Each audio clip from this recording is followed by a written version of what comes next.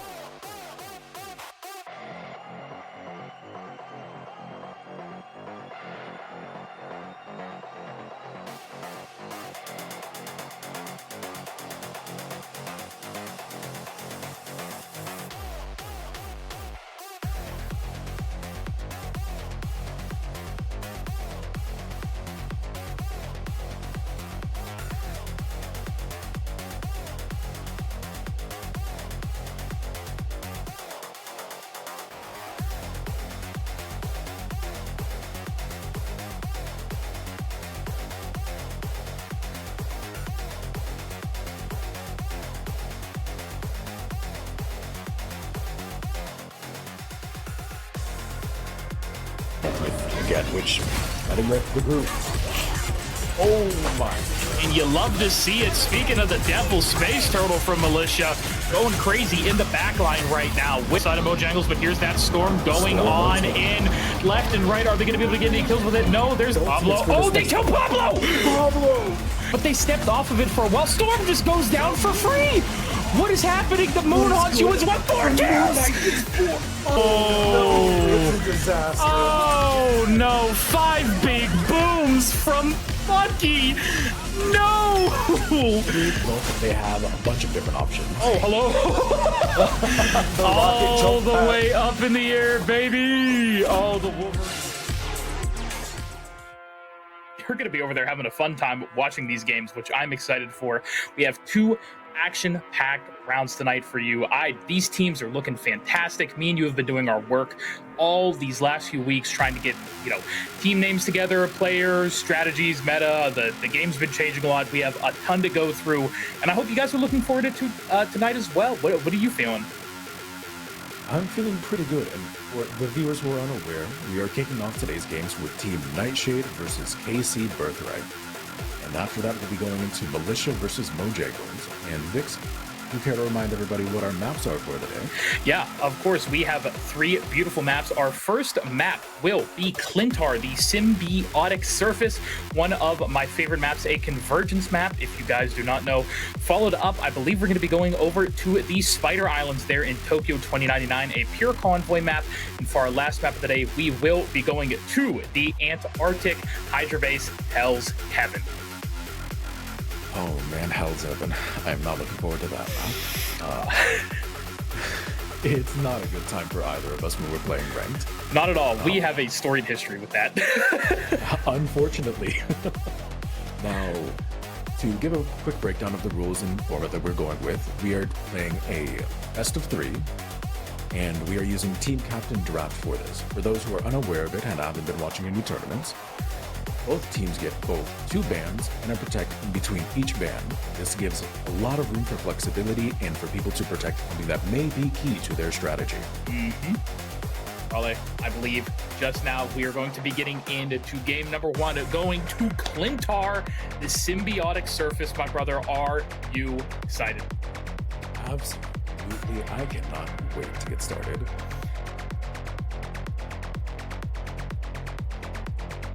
Militia with a very cool team, really cool team comp here. I mean, they're switching it up. How about we focus on Mojangles right now, who is running triple support, who just got nerfed.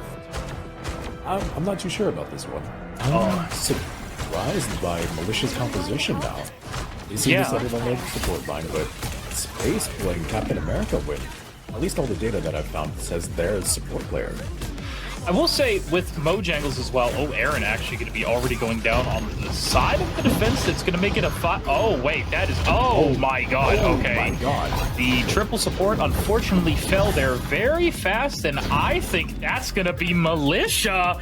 Okay, already taking the first point, Sorrel. I'm telling you, my goats. I love it. I want to see more of it. And I think this is the perfect game to do it. He is going deep. Oh my God. I like it. Oh, honestly. wait, there we go. He's gonna get the BRB. Yeah, oh no. That is actually, oh, whoop. Oh, you just locked him in with No, this is fine. This is completely fine. Rocket might have a lot of movement here. You see, actually, the defense, the Namor. Oh no, Rocket's gonna die just like that. No help in the back for the Rocket, unfortunately. No support? Oh, what's going on here? Full out attack on them already. This Namor's going crazy. The Storm ult able to pick up 3, 4 with the Storm ultimate. Feel that hurricane. And I'm sure they are feeling it. That's going to be so much distance.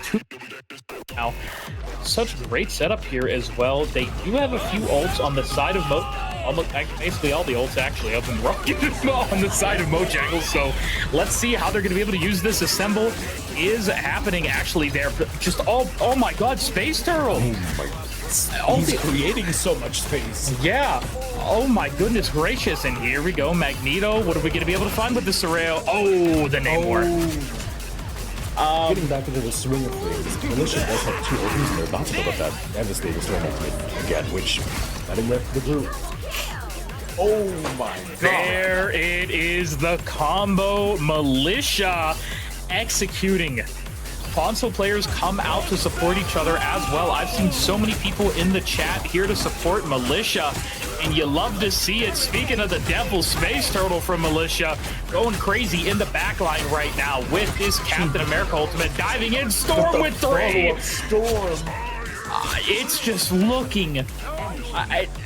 They just look. This is fantastic. Final point here. Comes out, but I don't think it even gets anybody. Things are starting to fall apart for Mojangles. Oh my goodness, it is so hard for Mojangles here right now. Actually, hold on. Wait, they're actually doing it. Okay, hold on. There we go. That's what we were looking for. Mojangles, a little bit of a comeback here, able to stop Militia for a moment, maybe waste a little bit of their time. They still have 3 minutes on the clock to work. Exactly. Take us to OT. We give us that tension. I want it so badly. And here we go again. Space Turtle in the back. Great sleep there by Mantis. Be trying to get out with the shield, though. That shield breaks. Oh, no. That is really unfortunate. Space Turtle dying. Groot be walking up. Has the ultimate available. Some walls as well. Getting a decent amount of health, but that gets pulled back in.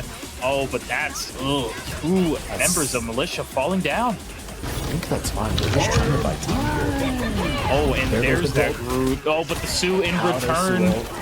Oh, and now I believe they're just going to be waiting a second for Storm. Checkmate.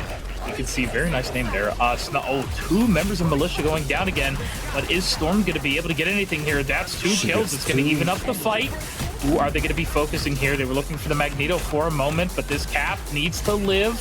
just going to try and beat on the Sue right now, who will end up going down. Aaron goes down. Sean goes down on the Namor. Mag goes down. Pillar by pillar, they will be falling. Yeah, it's going to be hard. Only 3 meters left. Sean's in the back right now. Needs that ult as quick as possible on the Psylocke. Sue ult goes out as well. Cap with the assemble going on in. Oh, I don't think they're going to be able to hold this. 3 members of Mojangles already down a 4th. It's only... Oh, I'm sorry. Psylocke now. No. Oh, that at least is run it down it. to 3 seconds. Yeah. Honestly, after the dominant showing in the first point and the first convoy point after that, very strong for them to pull back for a whole almost 3.5, 4 minutes. The rank difference between these 2 squads, the average rank on Mojangles is about platinum, while Militia is like Celestial, some Eternity players. They're putting up a good showing. Be hard. I'm curious to see these Groot walls. We do have one a little bit back. You know, if you don't know, Groot to be able to get so much free health from a great wall like that. We have Mojangles walking on up. Magneto here taking a lot of damage. Has the bubble now, forced to use it. Does not want to die here too early. Sean, actually, they're able to pick up 2 kills already onto the defense of Militia. Yeah, that's too absolutely massive. No, yeah. I think they get first point off of that. Wow, this is exactly what I was just saying. Are they going to be able to take it easily? And they do. Oh, Space Turtle goes down there as well. Very unfortunate. They might have to pop an ult to be able to... Yeah, there we go. They're going to have to hold it with this Mantis ult. Unfortunately, Psylocke not going to be able to get too much out of that. Now they're going to have to find their way back into this. This card needs to be stopped soon. They do have a few ults on the side of Mojangles, but here's that Storm going on in left and right. Are they going to be able to get any kills with it? No, there's the Groot ult coming in as well. Sue pops hers. Sean going to be able to get a kill there onto the Mantis. A double kill. Now killing Storm as well. The defense is going down. This Psylocke is doing so much. Sean will eventually fall, but now Magneto able to kill. And look at this, the attack. They're just killing them one by one. What is happening now? This is insane. Militia now. We talked about Mojangles fighting their footing, and now guess what? They're going to have to do the same thing over here on Militia. Mag just about to go down, but a great shield by Sue into the bubble. Will be able to save him. There's the infinite ammo going out as well. They're trying to play this corner right now. The cover is so massive here. Who's going to be the first one to go down from either team? Amplifier out from the rocket. These walls are doing so much from the Groot, but already it's going to be a 2-for-1, 3-for-1. Is the defense? Can Militia do it? No, they're going to lose this. And I believe they're just about to have the same amount of time. Good evening, everybody, and welcome back once again to the Resilient Rivals League. This time, week 2, day number 1. I am, of course, Vixarius, joined now this week by my lovely man, Shuvi Senpai. Shuvi, welcome to the RRL, brother. Glad to have you here. How are you feeling? Feeling really good. I'm really glad to be here today. You know, this is the first time I'm going to have any competitive experience for Marvel Rivals. I'm just so glad to be given the opportunity. I'm going to have a fun time today. I came into this with big expectations, and you know what? I know I'm going to get one. Yeah, it is going to be an absolutely fantastic, not just day, but weekend for the RRL. We have put so much preparation into this week and all the coming weeks, of course, not going to lie. We've had a lot of shifts in rosters, players, so many different things are going to be going on for this weekend. Tons of exciting action for you, the viewer, and of course the players that will be playing for all that glory. Shuvi, we spent so much of last night going over players, maps, just everything for you. How are you feeling going into this today? You know, I might be relatively new to Marvel Rivals, but I've been keeping track of quite a number of things ever since I got the idea of the fact that I might be even beyond this test to begin with. I'm having a lot of fun with the game right now. You know, I had the whole crunch time yesterday with you and a couple of our other friends, being able to play the game, figuring out the map.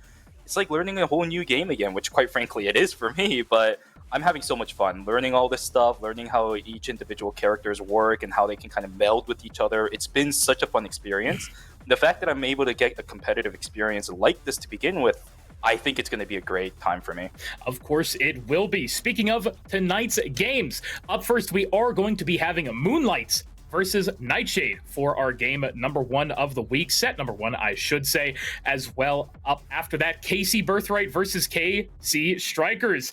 A just absolute battle of titans there, KC versus KC. Some very exciting action going on tonight.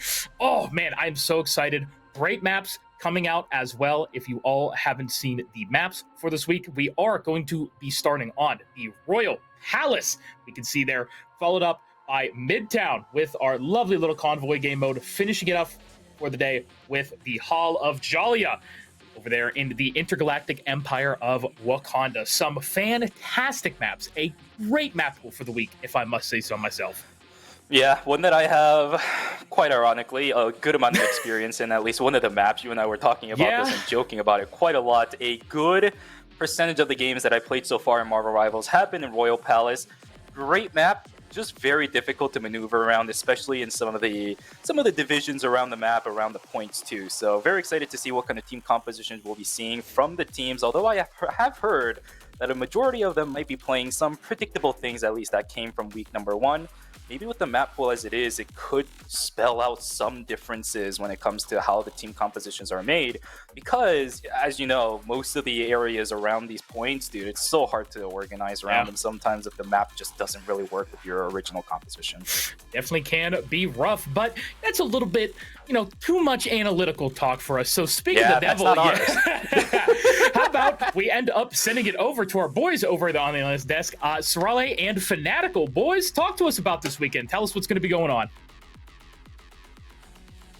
Thank you so much, Vixen Shuvi. I'm joined by the big man himself, Fanatical. How are you doing today, man? Hey, what's going on, Sorale, man? I'm doing great, brother. How are you, man?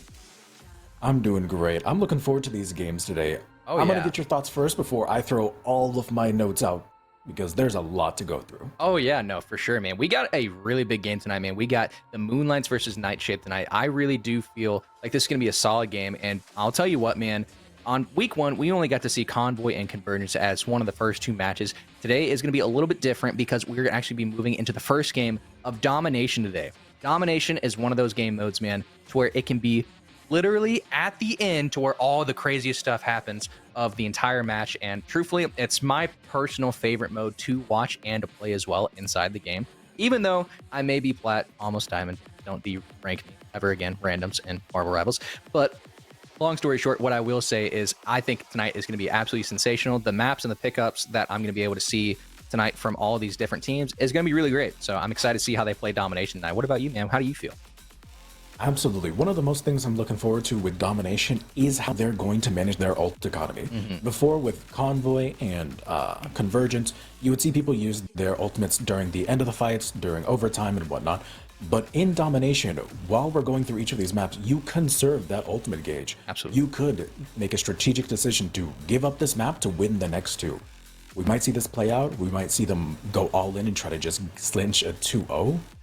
Don't know just yet. Yeah, no, honestly, man, it's going to be interesting to see how the teams end up playing and what their strategy is going into week 2, man. Especially with the way that you're saying it right there. Some teams may want to go ahead and throw that second game or throw that first game just so they can even stretch them out just a little bit longer, just to see how they'll end up playing and what sort of strategy they'll be able to use and implement. But honestly, I think this would be a great time to actually go ahead and pivot into the week 1 stats for both the teams and for the players. I think we should take a look at the week 1 stats for the players really quickly, just so we can get a real big in-depth analysis at that.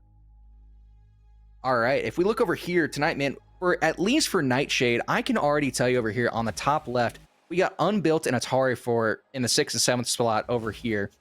In terms of kills, man, I'm excited to see how well those guys do in terms of going into Domination. I think they're going to be really, really good moving over into there, and I think it's going to really set the tone and the pace for how they're going to end up doing in these first set of matches. But then, as far as Moonlights goes, man, they didn't really do super great in the top kills, but I'm actually extremely excited to see Lethal L tonight coming out, because he does output a lot of damage. If he's in the right places and at the right time, I feel like he can really make a lot of good stuff happen for his team. But it all really just depends if they're going to have the synergy to be able to go ahead and do that. Sorale, what are your thoughts about this, man?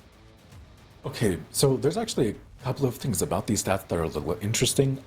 Last week, Moonlights went down 0-2, if I remember correctly.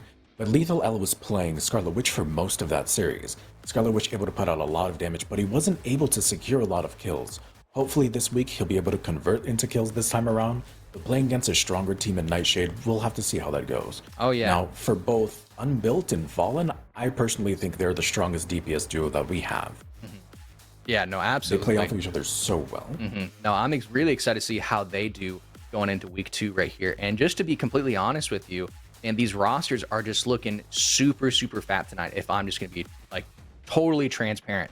For Nightshade, we got Mama Joe, we got Turk, we got Cryo, we got Fallen, we got Lutari, and Unbuilt for Nightshade tonight. And that whole team, in my personal opinion, is just stacked. And if we look over here to the left of us, we can already see that Nightshade, quite literally, they're second right now in kills for week 1 stats, man. 339 kills in week 1. Whenever they 2-0'd KC Birthright last week. And I'm talking, man, they just really came out and showed a lot of dominance last week. And it's going to be really interesting to see how they're going to be able to go up against the Moonlights today as well. And just as another total, man, Nightshade being at the top of the list again, 217,000 damage going into week 2, man. I'm really excited to see how they pull out. And truthfully, I'm interested to see the stats that Moonlights put up against them, because as you can see, they both had 163 kills in week 1, and they also had 175,000 damage dealt in week 1 as well. So I'm really excited to see how these guys match up, play against a bunch of these different compositions, and I'm also excited to see how they really strategize on these maps, man. What are you thinking? So one of the things that I'm kind of nervous about is in week 1, Moonlight showed that they did not feel the most comfortable on their DPS roles. Lethal L did fantastic, but they were switching around who that second DPS was. Even at some points playing 2-1-3 or going a second DPS and instead going triple support. And I think that kind of made them falter a couple of times. Hopefully in the week that has been since, they're keeping the same exact roster as last week. They've found that footing with the second DPS and they're able to show us a better performance. Otherwise, I think Nightshade is just going to show us that they're the clear front runner for the RRL. Yeah, absolutely, man. I'm with you there 100%, man. I think today the key to Moonlight's game and them being successful here is them really capitalizing on their ability to synchronize with each other and the amount of staggering that they do with this upcoming match here. If they can really play together and they can really coordinate, I think they're going to have a pretty good chance going up against Nightshade. But at the end of the day, you really just can't say enough. Unbuilt and the whole duo for Nightshade, I think they've got the best duelist DPS in the entire RRL. And I'm excited to see what type of angles, what types of flanks they're going to be able to have, and what they're going to end up doing to really set themselves apart for week 2, man. I'm really excited to see how that goes. Likewise. Now, is there any kind of heroes that you want to see? Because personally, we have Unbuilt back. I want to see the Iron Fist come through. I want to see Cheaper Town Hall. He went crazy that last time it was let through. I want to see him get a repeat. Oh, absolutely, man. I do love some not Nightshade. I really do love some Iron Fist gameplay. And truth be told, I'm kind of biased, even though he's not really used that much in comp. It will be pretty interesting to see a Spider-Man throw out there, but I am kind of biased to also seeing a few Hellas out there as well. You have someone in the back line, protecting the healers, and then you have someone in the front line, obviously, like an Iron Fist, just really going to town and just putting, all the damage out there. I'm excited to see that. What about you? Is there... Other than the Iron Fist, we have a couple of players who have some secret pocket picks. Depending on where Turk goes, I know they play something different in every single role, and if they're playing tank today, I want to see their Venom. Oh, yeah, dude. Imagine a Venom and a Thing combo today just to really hit that dive mark there for this first map of domination. Honestly, I really do feel like it's going to be a lot closer than what we're thinking, but truthfully, depending on how they strategize this, depending on what comp they end up running here, I think it's going to be a pretty close game. That's where at least my head is at, especially with the type of composition that they end up putting out there. I would love to see some more divers, but at the same time, it would be nice to see a dive be shut down. Truthfully, if you can get a few Penny Parkers in there and you get a few Strangers and just be an absolute menace out there, I feel like that'd be pretty fun as well. All right. Oh, yes. Then I think that summarizes our thoughts. Let's send it back to the casters, see what they want to see, and get right into our first game. Absolutely. Let's do it. Well, welcome back, everybody, over here to the caster's desk. And to answer Sorali's question, it's kind of hard.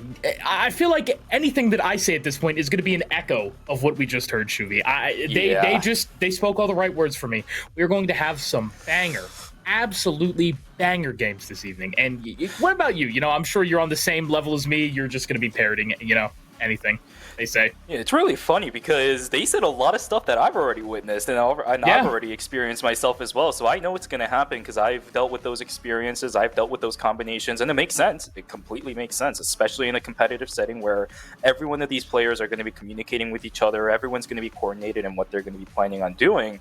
It makes sense that these kind of compositions are going to show up. So very excited to watch on the games for myself as well. I'm so happy here we that go. we're going to be watching. So let's take a look at what the pick and bans are going to look like. Yeah, here we go. Starting it off, we already see a few pre-picks from both of our teams. I really did enjoy seeing Turk last weekend on that Invisible Woman. Absolutely fantastic. We're going to start over here with a Moon Knight ban. Actually, very interesting so far. You know, I'm sure you saw the Moon Knight before. Just absolutely glaives being thrown everywhere. Oh, Groot ban as well. My big boy Groot, able to make so much space and do so much damage with those walls, will be gone here for map number 1. Doctor Strange and Wolverine being saved here as well. Wolverine, of course, being able to do so much damage to these tanks. For those of you who don't know, Wolverine does damage based on how much HP you have, which is absolutely disgusting. He is a tank buster. It is fantastic. Here we go. Shuvi's favorite banned away cloak and dagger off the board for this game. Let's see what we have for the bans being rounded out here. I believe it is going to be one more ban here for Moonlights, and it will be the Hela. Okay, makes sense. I mean, at this point, you have quite a lot of supporting. The only real damage dealer that's going to be banned out so far, outside of the Moon Knight towards the Hela ban, is obviously just going to be the Moon Knight. So you need to ban something else that you're not going to be comfortable playing up against. And all the lock-ins are going to start coming through. I do love this. It's going to be a triple strategist for the top side. The blue team's going to be running that. Obviously, Doctor Strange coming in as well. Nothing too surprising. The Punisher also for Jack Daniels. We are quite literally having ourselves a Jack Daniels from the looks of it up there. Oh yeah, no, of course. Punisher is the embodiment of that name, Jack Daniels. Yeah. I love it. Don't you love it? Moonlights, honestly. I love all of their names. You know, we have G Solano, Lethal L, King Louie, which that name, I honestly kind of love that name. Treadmill, and Edie Bud, which, you know, I don't know how you could not enjoy any of these, but you know, Sorale is so excited for it. I can hear him in the back screaming about Unbuilt on the Iron Fist, our lovely, cheaper town hall. And, you know, we have a Jeff as well over there. We have 2 Jeffs, I should say. Crowd Kinetics and Edie are both going to be on that. Our favorite little shark, which we don't get to see too much of, but I love my shark. I don't know how you could not enjoy him. Look at him. Look at the aura as well. He was walking there for a second, Shuvi. doesn't even want to jump up forward. But you know what? With the Cloak and Dagger ban, it's nice to be able to see something like a Jeff coming out.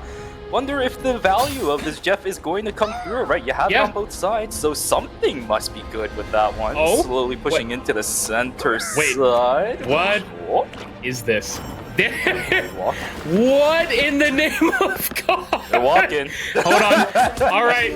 We have bubbles left and right. Jeffs, they're going to be going 1v1. Will it be Cryo or will it be Edie? Back and forth. Hawk 2ing everywhere all over the point because this is all I can really say about this. And it's going to be Cryo. Yeah. Cryo takes the W. He will correspondingly take the control point as well. Nightshade, yeah. Nightshade coming out with a very big first fight here. Mama Joe just going to be taking a lot of space here for Nightshade. And what a beautiful start to this game. Moonlights, how are they going to recover from losing their Jeff like that? Edie did end up going over to the Rocket Raccoon here. A lot more AoE healing from this rocket. You have the BRB beacon as well in case anybody's going to get picked off. And it looks like they're all just going to be fighting on the stairs here. It's going to be very hard to break through this choke with that Magneto. Bubble goes out. Punisher trying to do as much damage as possible. Nobody's looking at the mag just yet. Visible Woman is going to be going on out. Shubi, what is happening? Oh, Wolverine! Oh my God! The slam from Wolverine. Mama Joe picking it up again. And it just looks like Nightshade is just going to hold on to the point successfully, Shubi. Oh my god, they're just ripping through all the players on the side of Moonlight. I mean, the Magneto value was so high. Magneto plus the Invisible Woman holding that staircase to the lockdown tight. It's a tight corridor. You can't get through the shields at all. No projectiles can push through it. And it was held so perfectly. And then the Wolverine to finish it off. I mean, that is just icing on the cake. Beautiful play. Now, Moonlights. Going to be very hard for them. They're going to try and go high ground now. 70% for Nightshade. They don't have too much longer here to capture the throne room. Are they going to be able to do it? Jack Daniels is going to be spread out thin a little bit here. They're all going to be looking at the Iron Fist. Luna Snow going to pop the ultimate. Maybe we see the Judge, Jury, and Executioner here in a second. Kept up by the Luna. No! Magneto! Oh, Mama Joe! Meteor M! The Slam, the God of Thunder as well, slams down onto the point. And it's not going to be enough just yet. This Thor uses the Awakening Rune, but will it be enough? 98% Nightshade will take the first point, and what a capture it was. Fallen picking up 2 kills there at the end. Shuvi, what a first round. You know, I'll be honest with you, I think the Jeffs carried it. Yeah. If I'm going to be honest, starting out, Jeff to 1v1, I love the way that it started, but it definitely gave Team Nightshade a very, very big advantage, right? Again, I think the fact that it was just so difficult to push out of the staircase without having one of your strategists kind of lost a good percentage of that control point for the side of Team Moonlight. So you got to be able to push through things like that. If you aren't going to be able to, you gotta brute force it, right? One way or another, getting onto the control point is extremely important for this game mode. So let's see what the answer and the reply is going to be. Ultimates are still stacked up right now for Team Nightshade. This could be problematic, at least for the first few beginning moments of round number 2. Gonna be very interesting. Like you said, the ults, Jeff ult, they have the Black Panther, apologies, I was coughing there for a moment. And of course, they have that cheaper Town Hall. They're from Unbuilt. Yeah. Only the Agamotto right now, unfortunately, there for Treadmill. It's going to be a 1v3 situation in terms of the ult. Will they be able to use those resources properly? 15 seconds now till the point unlocks. Everybody's going to be walking over there. Curious to see what this Black Panther is going to do. Just waiting in the wings a little bit. Trying to find an in. Unassured. Jack Daniels is going to be on that turret in the back. Magneto absorbing a lot of that damage. Now I believe we're actually going to see Eye of Agamotto in the back, able to take out one Treadmill. Gets Turk as an early pick, but will he be able to be kept up? Living just barely 60 health. Getting back to full now. And I actually believe lovely job Moonlights is going to be able to take the point, Shuvi. Yeah, and this is the brute force that I was talking about. Beautiful ultimate coming in from the Doctor Strange actually allows the entire team to push on in. Even despite the ultimate disadvantage, they actually have control of the point. But this is a time for comeback on the side of Team Nightshade. They're going to slowly group back up, look for the positioning back in, look at the ultimate value on that team right now, just missing the Magneto. But realistically speaking, when you have everyone else, you need it.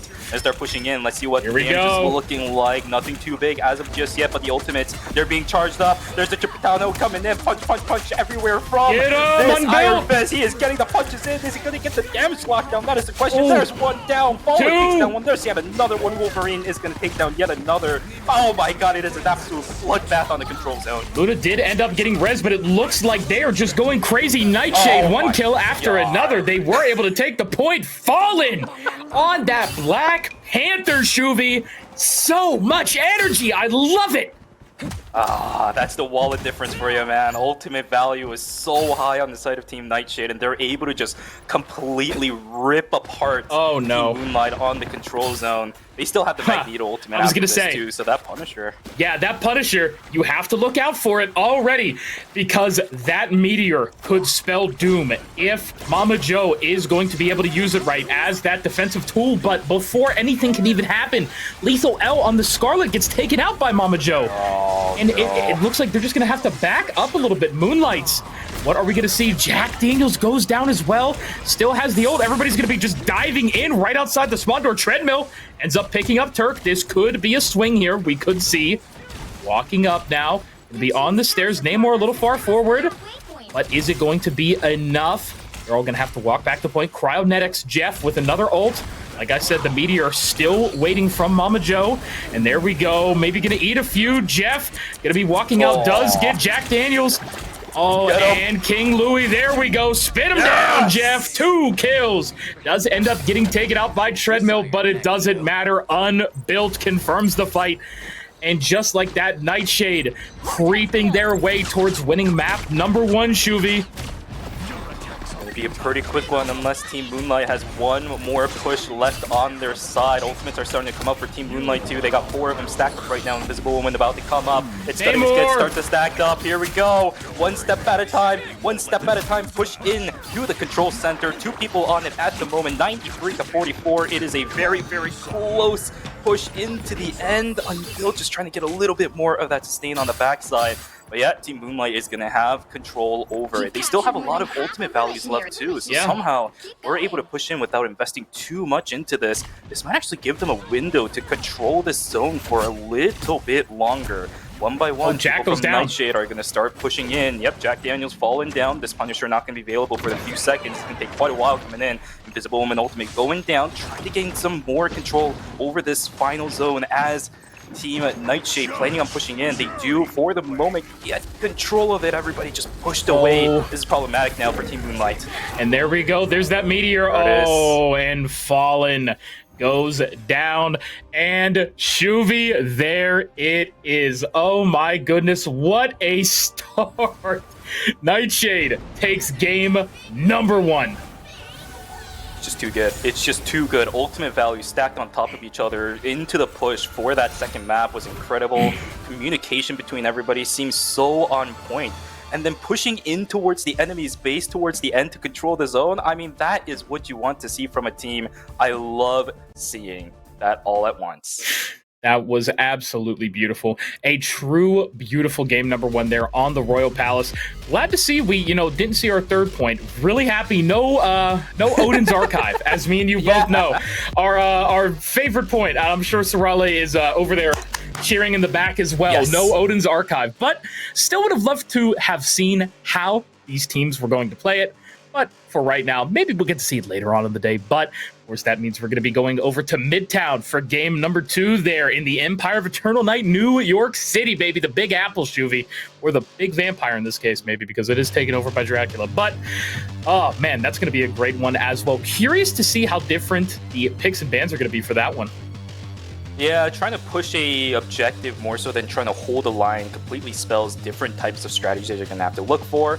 Although from the looks of it, most of the players, especially on Team Nightshade, seem so comfortable with what they were doing, right? Yeah. It wasn't even close for some of these fights. And the fact that they were able to coordinate everything so well, they know exactly how this kind of composition works. So I don't know. After watching this one, I think they can just avoid the same thing. But that's not for me to decide, right? Yeah, no, not at all. I was going to say, I believe in a moment we're going to be sending it over to our boys there on the analyst desk to talk a little bit more about what happened there in game number 1. So, gentlemen, talk to us a little bit. What happened with that?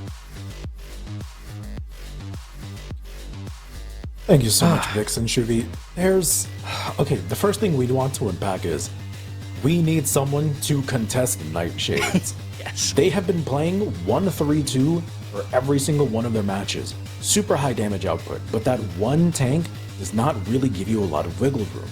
Despite that, it looks like they're playing with 2 tanks and a 3rd DPS. Like, what is going on with this team? Oh, yeah. No, absolutely. I mean, somebody's going to put Nightshade in their place, man. Absolutely. I mean, what a great point right there by Sorali. I mean, someone has got to put Nightshade in their place. Even though that they are the top dogs in the league, that does not mean that anything cannot happen. And I am waiting for the day that Nightshade really gets pushed to their limit, to be honest with you. Truthfully, just to say it right here, right now, I do think there is going to be an upset later on the season. As you guys know, as the RRL is structured, each team plays each other 1 time per match and 1 time per week as well. So long story short, you can have a 7-0 record or you can go 0-7 as well. I do not think that Nightshade is going to go 7-0 for the season. I actually think someone is going to get that upset. Now, whoever may be able to do it. It may happen today. It may happen the week after that.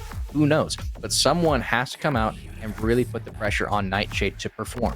Because at the end of the day, they are the ones holding the key to the gate right now. They want any sort of chance to be the champions of the RRL. Someone's got to take down Nightshade. And we don't know how things are going to go work out. We don't know how the playoffs are looking right now. But I can say this with a lot of certainty.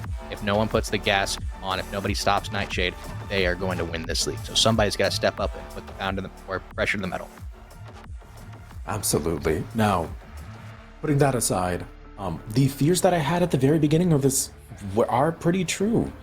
Moonlights does not seem comfortable having that second DPS. Yes, Lethal L switched over from Thor over to the Scarlet Witch like they were performing last week, but that left them with a tank deficit, and I don't think you can do that against this strong triple melee. Oh yeah, A absolutely. singular tank gets kidnapped by Wolverine, and suddenly you're at a major disadvantage. I hope they ban the Magneto away from Mama Joe because they've been getting way too much value from this, and they need to reevaluate what they're doing from the front line back.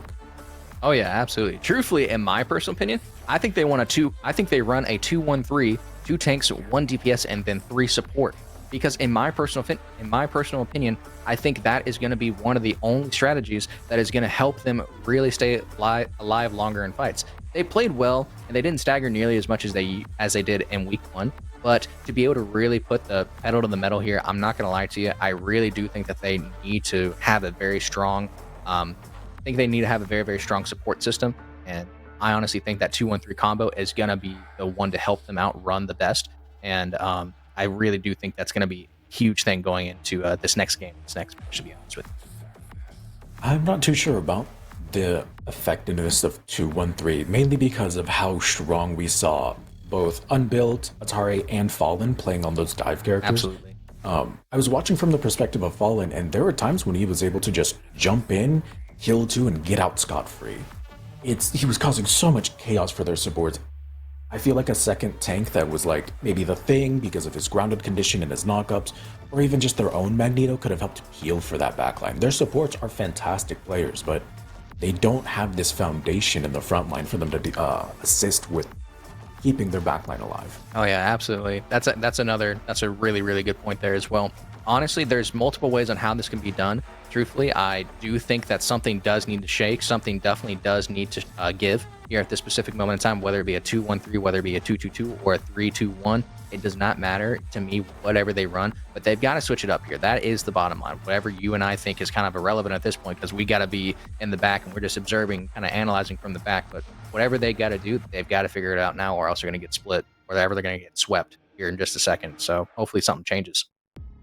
Yeah, speaking of changes, what kind of changes do you want to see in their draft? Because after the first draft, there's kind of some questions in the air. I don't think they should have let Wolverine through or Iron Fist. They have to pick one of these demons to eliminate. I mean, obviously, yeah, Wolverine would be the first initial pick that I would go with. And then obviously, they did go with the Luna Snowband, correct? I can't remember if that was exactly the first thing. I'm pretty sure they went with the Luna Snowband. Yes, no, maybe? Yeah, I think that would be good. Okay, yeah. So I was curious. I had to think about it a little bit Yeah, more. I couldn't remember that far back, man. Maybe early onset Parkinson's probably coming on. Right. But lovely. Anyway, what I would like to see them do is obviously take out that Wolverine. And you know what? Just to even be kind of a grief, I mean, I would like to see a Thing be taken out of there as well. So, I mean, that would be kind of funny just to see that. But at the same time, they've got to do something to stop the dive, honestly. So they got to be able to really think about that heavier and just to really push away the dive. That's what I would say. Agreed. I don't think there's any issues with their support line at the moment. I think both team support lines are playing as well as they can be. It's just the pressure from these dive characters is immense. Absolutely. Now, I want to bring it to our casters, see what they thought about the game, because they saw a lot more. And honestly, they probably have a couple of more thoughts that they weren't able to explain with how much action was going on. Absolutely. Go ahead and send over to the casters. Well, welcome back on in, everybody. And Shuvi, oh my God, I absolutely loved what they were talking about. Just, oh man, I always loved listening to Sorali and, you know, whoever's with him on the analyst desk for that weekend, because I love having Fanatical on. I love my boy Aluk. We always have such different people. It makes me happy, but love listening to my boys over there. Thank you again, everybody. And we will be getting into the game here momentarily. I believe the lobby is going to be setting up there for, like I said, Midtown for game number 2. Shuvi, any big expectations from you after listening to all that? So I think the strategies between the compositions has to really come into play. I think the fact that you're allowing some picks to start flowing through, obviously you kind of have to, right? I like the idea of the fact that you have to just let one of the 2 demons through, because the other team's going to probably safe pick it because of how valuable it was in game number 1. Now is the time to really start thinking about, hey, what is the ways to actually deal with something, right? Because Moonlight has to find ways to actually deal with what Team Nightshade is planning on doing, and if you can't do that, then as they said, you're just going to get swept. So it's those responses that I'm looking for. The ban phase, of course, is going to really matter, but it's the responses that I'm going to be taking a look at for game number 2. Yeah, I'm excited. Yeah, the saves and everything are going to be a very crucial part. We did see Groot banned out, which I was very curious about. You know, like I said, Groot, a ton of space making, a ton of damage out there as well. A beautiful ultimate able to just, you know, clam everybody together. I believe it was a Doctor Strange save as well, was very interesting to me. Like you said, I want to know what the responses are going to be. Maybe we get to see a Namor for that anti-dive on everything. Maybe we get to see the rare Penny. You know, who knows what we're going to see. Penny not picked that often. I'm just excited to see what the response is going to be. I want to get to a map 3. We didn't get to do a map 3 at all last weekend, unfortunately. Yeah, one of our players, for the one game that we were about to go, they had some life issues to deal with, which is completely okay as long as they're all good. But yeah, I want to see a map 3 this weekend so badly, Shuvi. Yeah, in order to see that map 3, you might need to see something absolutely crazy, right? Yeah. We were already talking about things like the Thing combo with the Venom back in game number 1. If that starts coming out as a response instead, hey, you guys are going to dive us, we'll dive you instead. That could be an option as well. Sometimes you have to just do what they do, but better, and that could be the best answer, right? The best offense is the best defense after all, or maybe even the vice versa around. In this case, Team Moonlight's going to have to pull out all the strings if they want to bring it to a map number 3. Well, here we go on now, getting there into Midtown, everybody. And Shuvi, oh my god, I already see the Groot hover, everything. I see a Squirrel Girl hover as well, which honestly makes total sense here. I will say a very tight, narrow corridor there for that first point, especially, you know, on attack. Not everybody's going to be playing up top or everything, so it makes total sense. We have a Human Torch ban, actually. Okay, that's a rare one. We did see Human Torch get a little bit of a buff here in these last few days. If you guys are unaware, a slight little patch did happen, a buff to Cloak and Dagger and Human Torch, and a little bit of an adjustment to Iron Man, I will say. But yeah, very excited to see what Nightshade are going to do here to try and, oh my god, Penny save and a Human Torch ban. This feels like a little bit of a flex. It's happening, and the Wolverine was banned from the side of Team Moonlight as well. They're already coming out with responses from what happened in game number 1. But with that Penny Parker save, I mean, this is now turning into a very interesting game number 2. Midtown is going to go crazy with this. What is the next ban that's going to come through?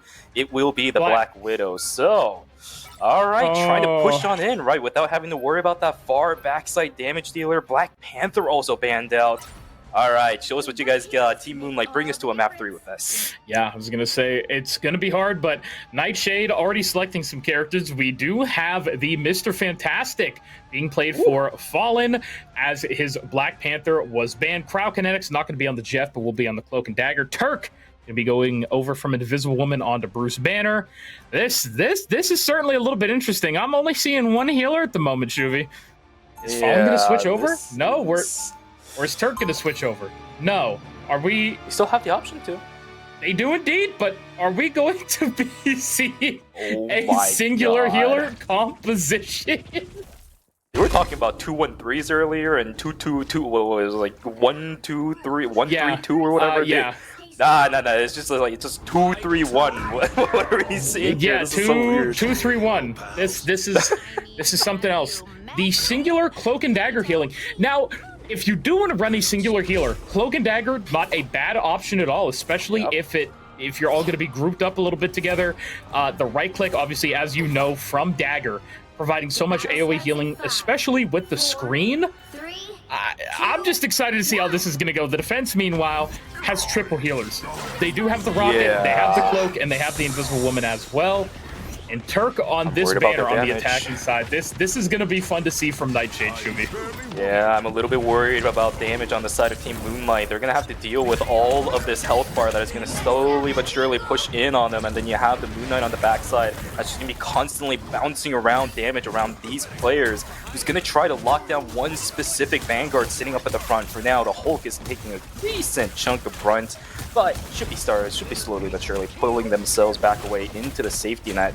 Thor slowly pushing himself into the backline too. It is already becoming a fiesta right around this caravan. Yeah, I was going to say right here in the middle of everything. Let's get a little bit of that bird's eye view of what we were seeing from the top. Storm Fallen going to be getting a little low. Ends up falling, actually. Ooh. Lethal L getting the pick.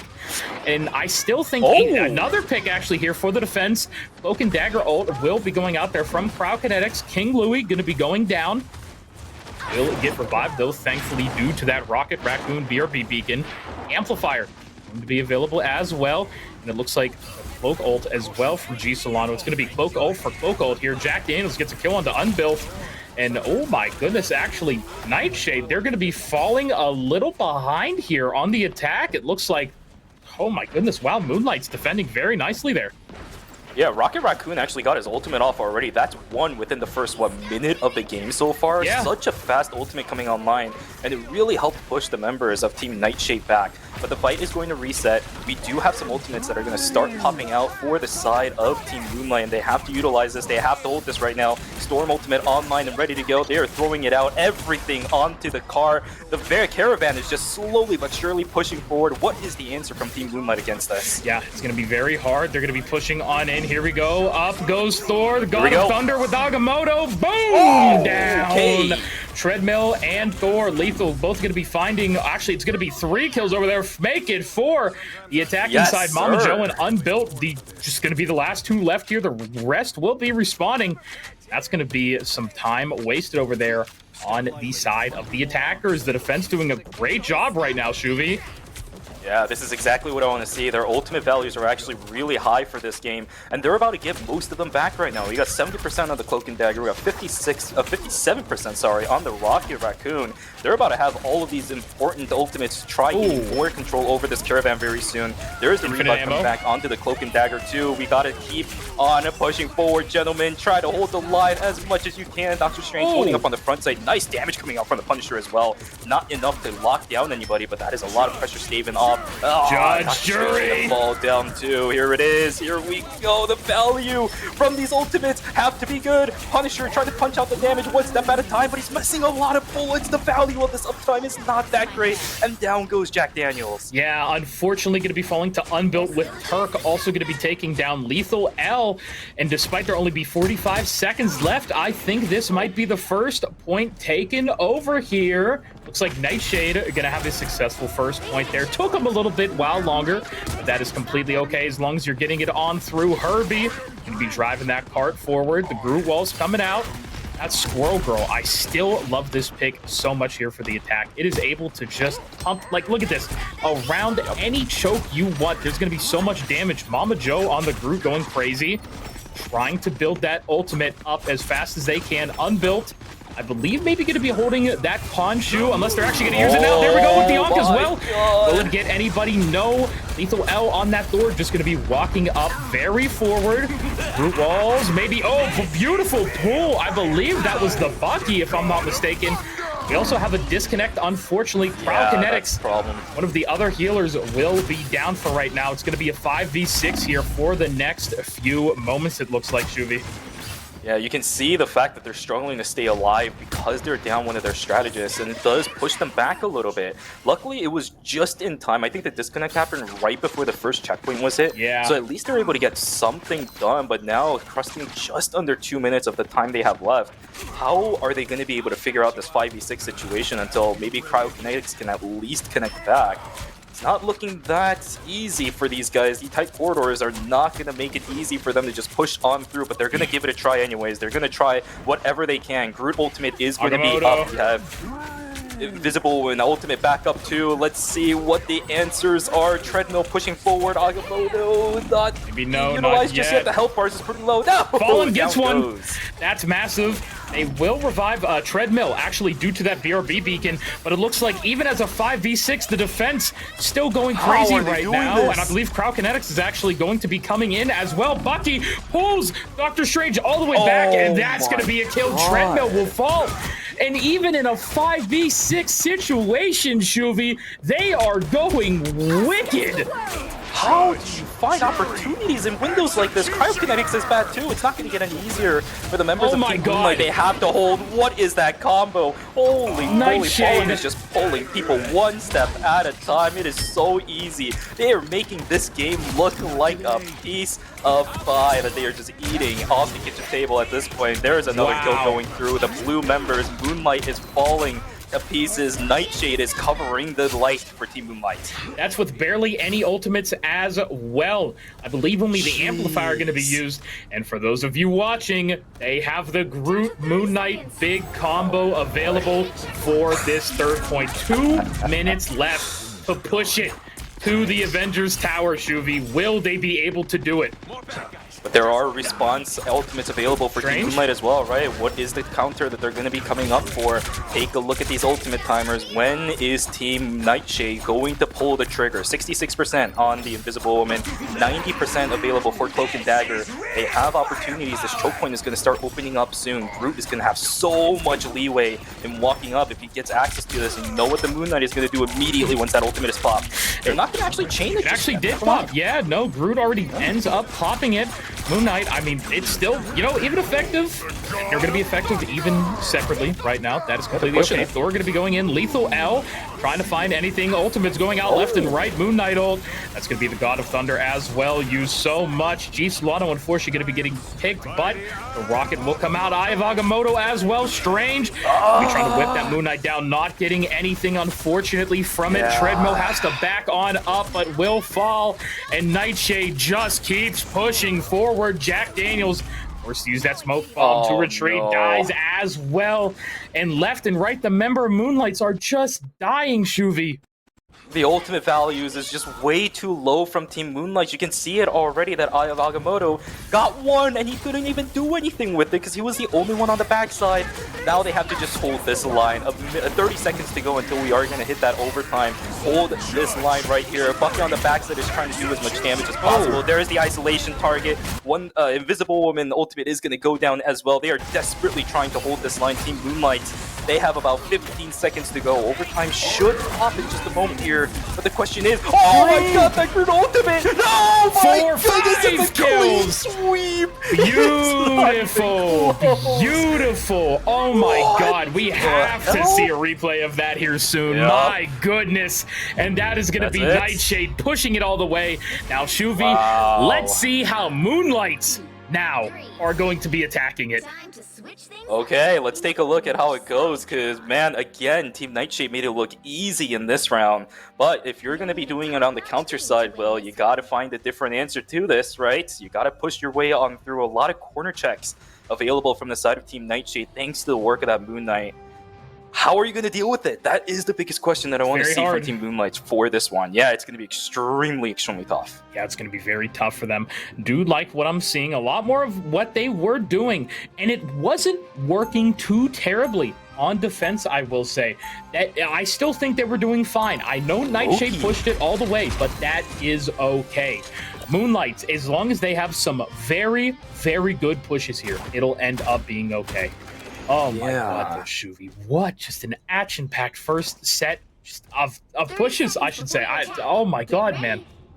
Yeah, that terrified me. Like, if I'm in a situation where I have to fight up against Nightshade and that's how the round ended, like, I am already dejected going into this second round of the same map. But you still have to push it, right? That's the problem. Yeah. If you're on the side of Team Moonlights, this round, you have to win in order to go into the third round. Try to equalize it a little bit, maybe get some points for yourself too, but...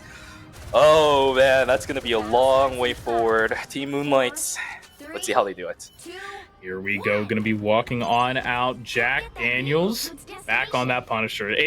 We talked a little bit about it before, but that name is just so good. Also, I want to emphasize a little bit. If Moonlights is not able to push this all the way, that's their games for the weekend, Shuvi. That is going to be it for them. So there's a lot riding on the line for this attack here. Nightshade, like I said, able to push it all the way. So Moonlights, bring your A game and take Nightshade down here. I want to see it. Oh, the Jipper does. Yeah, we do have Iron Fist going to be in the back, unbuilt, going to be causing so much mayhem and ruckus. Jack Daniels goes down, but will be revived. But G Solano as well goes down to unbuilt, falling on the Star-Lord, kills King Louis. man. And already Moonlights, unfortunately, going to be staggering a little bit here. Thor with the Awakening Rune. Lethal L try to find anything. We'll be hopping up top. What are we going to see? Is it going to be enough? Unbuilt uses that kick. Iron Fist. Mama Joe ends up taking down Cloak and Dagger again. So much AoE damage from these punches. Jack Daniels goes down. And already over a minute has passed. Treadmill falls as well. Shuvi back and forth. It's so rough for Moonlights right now. Yeah, I mean, this Iron Fist value is way too high. This guy hides in the corner and it just keeps making people look at their flanks while the entire Vanguard on the other side is pushing their way on through. It seems like Team Moonlights just cannot focus on one direction where the attacks are coming from, and they're still falling down. Ultimate from the Star-Lord, just pumping damage into one player after another. These isolation damages is just gonna rip Team Moonlights to shreds, and I think with this, it might honestly be the closing of a chapter for the weekend for Team Moonlights. They still have 2 minutes to push on in, but they're so early in the caravan checkpoint. They gotta do things right now. It's gonna be hard for them to push Herbie all the way to that first point. Yeah, a lot of ults. Is it gonna be enough? Moonlights did actually end up swapping out to the thing. They're gonna be on that triple tank, only a singular DPS as well. G Solano on the Star-Lord. Here we go, Invisible Woman ult is up right now. Thing just constantly trying to be a menace in that, but I don't know if it's gonna be enough. No. Iron Fist is doing so much. Treadmill gonna be the first one to go down. That Luna ult doing a lot for value here. And just look at the amount of damage Unbuilt is doing to them at the moment. Fallen able to dodge that Thor ultimate, And but that just might left seal it the right. deal. Yeah, it's looking so rough for them right now. Barely going to be able to get it around this corner at the moment. G Solano has the ult, but unfortunately will get taken down by his Star-Lord brother, Fallen. And it's looking tough. A little over 60 seconds left on the clock. I see Edie actually going to be going over to Bruce Banner. The Hulk and Iron Man team up along with Strange. Here we go. There's a Groot ult as well coming on out. Is this going to be enough? Oh my god, and multiple members again fallen. 3 people go down. Give me more. Rocket able to pick up a kill. Atari. Oh my god. 45 seconds left, Shuvi. I don't know what they're going to be able to do here. They still have to push the whole point in, and they are just staggering left and right. Treadmill about to be back up. They're trying to get any chip damage they can before Strange is here. G Solano is going to be trying to do so much damage on this Iron Man, but I don't know if it's going to be enough. There's the beam going down left and right. Luna ult comes out. The one's losing health. So many resources being used. Fallen man. able to get one. Unbuilt gets one. Turk gets one. 3 members of Moonlight go down. Moonlight's got, there's 10 seconds left on the clock, Shuvi. I think this might be their chapter written. The story is done for Moonlights for the weekend. We're going into overtime. Groot comes out with a fat ult. 2 members down. 3. Let's make it 4. Bruce Banner about to die. Thor with the ult I don't think is going to be enough. Chi Guan Chao Hong pop there. 4. Our Iron Fist, and that's it, Shuvi. I think that, unfortunately, is going to be curtains. OT closes out. Nightshade takes it 2-0. 0, 2, Wow. 42 meters. 42 Yeah. meters is the furthest they went, and I'm pretty sure within the last maybe 2 minutes of this round, they lost more progression than they made pretty much this entire round, too. What a masterclass from Team Nightshade. A beautiful 2-0 sweep against Team Moonlights. Yeah, just absolutely incredible stuff. Scoreboard. Wow, yeah, an absolutely insane scoreboard. Unbuilt with 19 takedowns there, and look at that. Oh my god, Mama Joe with the MVP on that Groot as well. So much damage blocked. What more do you want from a tank? Nothing more. I can say with the fact that those walls are some of the best Groot walls I've ever seen. Locking down a Hulk as well as a Thor within their own caravan. It was their own caravan. At that point, it's just got to be a flex, right? I mean, you can't do anything about that. Yeah, I don't even know, man. That is just absolutely bonkers. I'm struggling to even find the words right now to describe how massive of a victory that was for them. A beautifully done job there by Nightshade. Just chef's kiss on the games, huh, Shuvi? Yeah, I know the analysts were talking about some team needs to find an answer, some teams need to topple down Team Nightshade, but after that one, I mean, it's not looking that easy at all. These guys are at the top of this specific tournament for a reason, and you know what? I think after today, I'm convinced, 100%. Yeah, no, I am as well. But honestly, my throat is hurting a little bit. You know, I think I was going crazy there a little bit for a second. But I would love to send it over to our lovely analyst desk. Gentlemen, talk to me a little about what my eyes were just seeing. Thank you, Vixen Shuvi.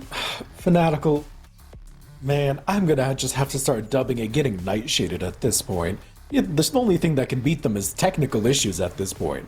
Yeah, man, absolutely, brother. I mean, you have 3 guys on that roster drop almost 40 each individually. I mean, come on. I mean, that's just ridiculous. Like, I can't even believe what I just watched, man. That's just ridiculous. Turk put up some of the highest healing numbers. He didn't even play as support for the entire defense. He was just holding on Captain America the whole time. Oh yeah, no. I mean, what was even crazier? I mean, you even made the comment earlier. Fallen and Unbuilt were probably the best two, like the duelist, DPS duo. the DPS duo, and the entire RRL, man. And I think they just came out and showed it, man. 39-4 for Fallen and 39-3 for Unbuilt. I mean, it's just nuts, man. You really can't. It's like I said. Someone's gonna have to find a way to beat Nightshade. But when they're putting up video game numbers like this, quite literally video game numbers, like if you're playing on easy mode, and no disrespect to Moonlights when I say that, but you're almost dropping 40 each per game. I mean, come on, brother. That is just ridiculous. I mean, that is nuts. I mean, someone's got to find a way. Someone's got to find a solution. But man, we gotta figure out something, guys. I mean, come on.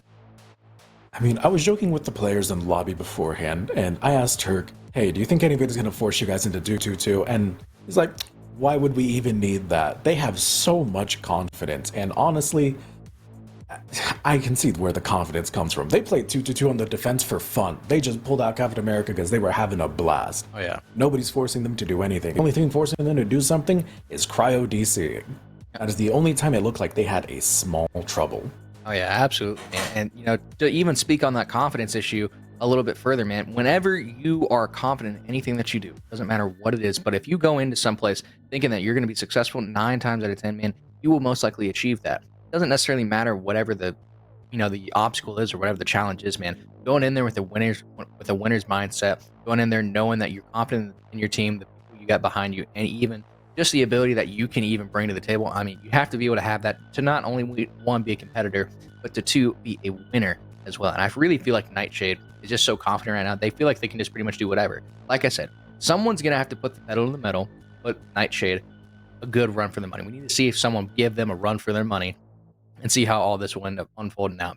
I mean, it's just, it's hard to do that whenever you got some good stats like this and good games being put up. I'm honestly excited to see how they're going to do in the upcoming weeks, but at the same time, I really am hoping and pushing for Militia to really come out and give them a run for their money. Same thing with Strikers, and then same thing for Moonlights. Man, I'm ready for a Moonlights comeback. Man, I've seen the team. I know they can do a lot better than what they are right now, and honestly, I mean, excited to see how they do. Likewise. Now, I want to quickly ask for your opinion. In this star-studded Nightshade lineup, who was your MVP for this series? Oh man, it's easy, brother. You got to give it to Unbuilt, brother. Have to give it to Unbuilt. Honestly, man, Unbuilt is just out there just doing his freaking thing, and he's just so good at his job, and he's really just helping create a lot of angles, giving a lot of pathways for his team to be successful. And I honestly think that he will be, one of the key factors and one of the key players in Nightshade's, run throughout the entire RRL. What about you? Who's your MVP? I'm a tank main. I always got to give my props to tank, especially a solo tank like Mama Joe on that group. Valid pick. Destroyed. Valid In fact, pick. I believe we have a replay of that incredible group play during that last point. If we could, I think it'll take us just a minute to bring it up, but Mama Joe has been very consistent in every single one of their games so far, and as a solo tank, there is a lot of space you have to fight for. Every inch and nail. Absolutely. Yeah, no, I mean, just that whole little play right there, that just little, man, just the great fucky hole. That was nuts. I really can't even lie to you, man. That was just nuts, man. I'm actually, man, what a time to be alive. That's all I gotta say. What a time to be alive, man. In every single roster, I have notes saying, oh, this is where they have areas for improvement. This is where like they could show signs of improvement. Oh, this player looks strong. This player didn't perform too well on this. I have nothing for Nightshades. They have performed stellarly, and I cannot find fault with them yet. But I want one team out there to give them something to run for. I want to give them some trouble, please. I need to see some cracks in this armor. Absolutely. And not only to mention off that, but you did say you had some notes. Just to bring it back to Moonlights real quick, what do you think is the biggest thing halting them from being successful right now? Because they did go 0-2 against Casey Aries last week, and now they went 0-2 against Nightshade. What do you think they could do to really bring it back? It wasn't, oh yeah, it was Aries. It was Aries. Aries actually showed us a really stand-up performance, so I can't fault them too much for that. Aries played far beyond our expectations of them initially, so I still think their DPS line is the weakest part of this draft. Jack Daniels on the Punisher has played Punisher the entire series for both games. If that gets banned out, I'm a little worried for them. Lethal Elf actually played really well in the Scarlet Witch, but it doesn't look like their DPS lines have the most flexibility. They don't look comfortable. Meanwhile, you have players like Edbutt and G Solano who are flexible with both tank and support. They have a lot of wonderful pieces around it, but they're missing that heart, that DPS.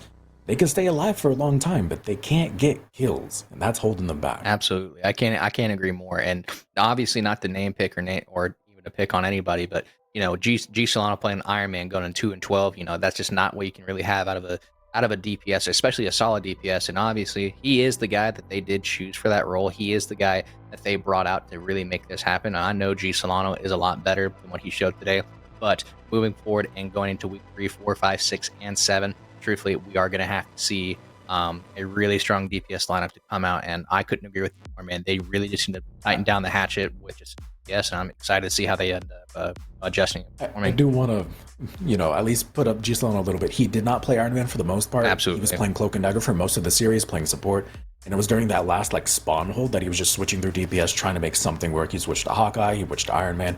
They were just trying. Mm-hmm. Yeah, trying all sorts of things. I can't things. fault them for. Yeah, no, I can't fault them for that either. I mean, at the end of the day, they feel the most confident with G Solano. Obviously, he is a lot better than what he showed today. And so, at the end of the day, man, they just got to find something to make it end up working. And at the end of the day, man, we just got to see how they bounce back in week 3. Mm-hmm. Absolutely. Now, I need to double check. Are we taking a small break after this? Yes, we are. We're going to go ahead and throw this back to the casters here in just a second. But after we finish up with the casters, guys, thank you so much for being here and being a part of the week 2 of the RRL. We do really appreciate it. We are going to go ahead and intermission into a small break just to give the production guys and a little bit of the teams just to get ready for the second set of games, which is going to be KC Strikers versus KC Birthright, which is going to be an absolutely sensational game. And I hope you guys are. Yeah,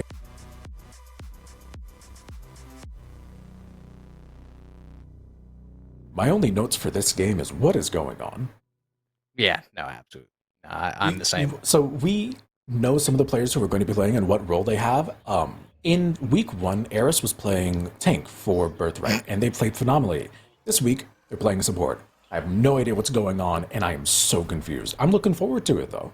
Yeah, no, absolutely, man. It was definitely a interesting pick for tonight, and I was excited to see how some of the stuff that came out, especially with some of the rosters that already got previewed to us. And as soon as, as you said earlier, some of the main DPSs that were moved from Nightshade ended up playing support it, because I do want to say you said someone moved from DPS over to a tank today, right? I can't remember exactly who that was. Can you it was Turk. Turk has played every single role in this series. Okay. They played DPS, they played tank, they played support. Whatever was needed at the time, when Cryo went out, they switched over to a support. Whatever the team needs, Turk is right there to be that band-aid. Absolutely, man. He's pretty much the duct tape of the entire team. And to be honest with you, I'd say he's the heart of it, other than Mama Joe. Yeah. Mama Joe is like that frontline heart, and Turk is there to fix up whatever needs left. Definitely frontline hard. I can really agree with that one right there, my good sir. But to be honest with you, man, I do believe it's probably time that we go ahead and send it over to the casters, let them say their final words, and then we go ahead and get ready for this next set of matches. What do you feel? I agree. Couldn't agree with that more. Bring it back to Vix and Shuvi. All right, let's do it. Hey, it's our first time being back, guys. Never before has this happened. I promise. You know, we had a great watching those guys over there. We weren't here at any point. Don't worry about it. But I think I wasn't drinking any water or something. yeah, I guess no, we could just not see at me all. chugging water at that point. Yeah, no, not at all. But hey, everybody, welcome on back. I don't believe there honestly is much to say over us for right now. I hope you guys are looking forward here to our next game here very shortly, right, Shuvi? As Sarale and Fadkle said, we're going to be taking a small little leave 10 20 I'm honestly not sure. You guys will see the timer soon. Yeah, 10-minute break. Thank you to the lovely voice in my head that talks to me about telling me things, but for right now, guys, yeah, we're just gonna be sending on it over to a break. I hope you guys enjoy it. Tell us in the chat, what your favorite moment of the night has been so far. I'd love to hear what you guys have been enjoying, because I don't know, the Groot 1v1, the Jeff 1v1, or I'm sorry, not the Groot 1v1, the Groot Ultimate. Yeah, Although I want to see the Groot 1v1. 1v1 as well. Give me one of those later. But for right now, y'all, we'll send it over to the break and see you guys back here shortly. Hi guys, my name is Lovelier and I'm a content creator for Team Resilience. The best way to You show off silly my resilience motherfucker. is with my favorite product, the ear hoodie. Silly little I goober. love this hoodie so much. From the way that it fits to the color, my favorite thing about this hoodie is the message on the back. You never know what somebody is going through and you never know who's going to read it. So it means a lot to me that I could just spread a little bit of positivity just by wearing a hoodie. I wear this hoodie so much that it's not even white anymore. If you want to match me and get the same hoodie, you can use my code Lovelier at checkout. And don't forget, orders over $100 US is free on shipping.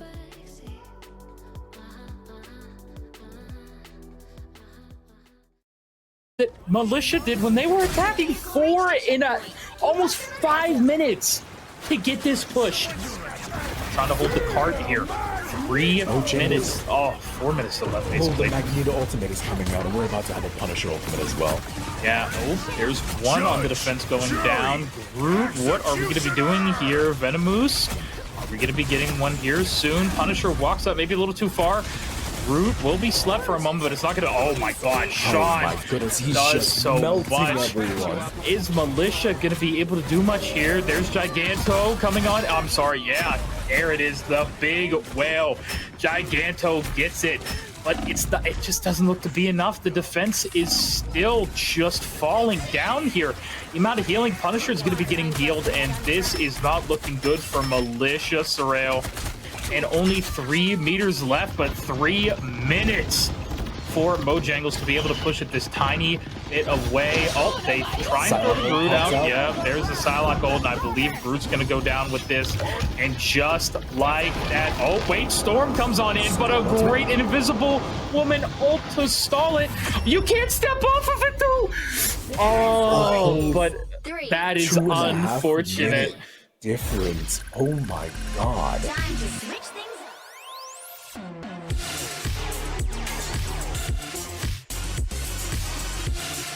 Players Either, just, but- it was insane. And now we're actually getting a different pick here as well. Moon Knight.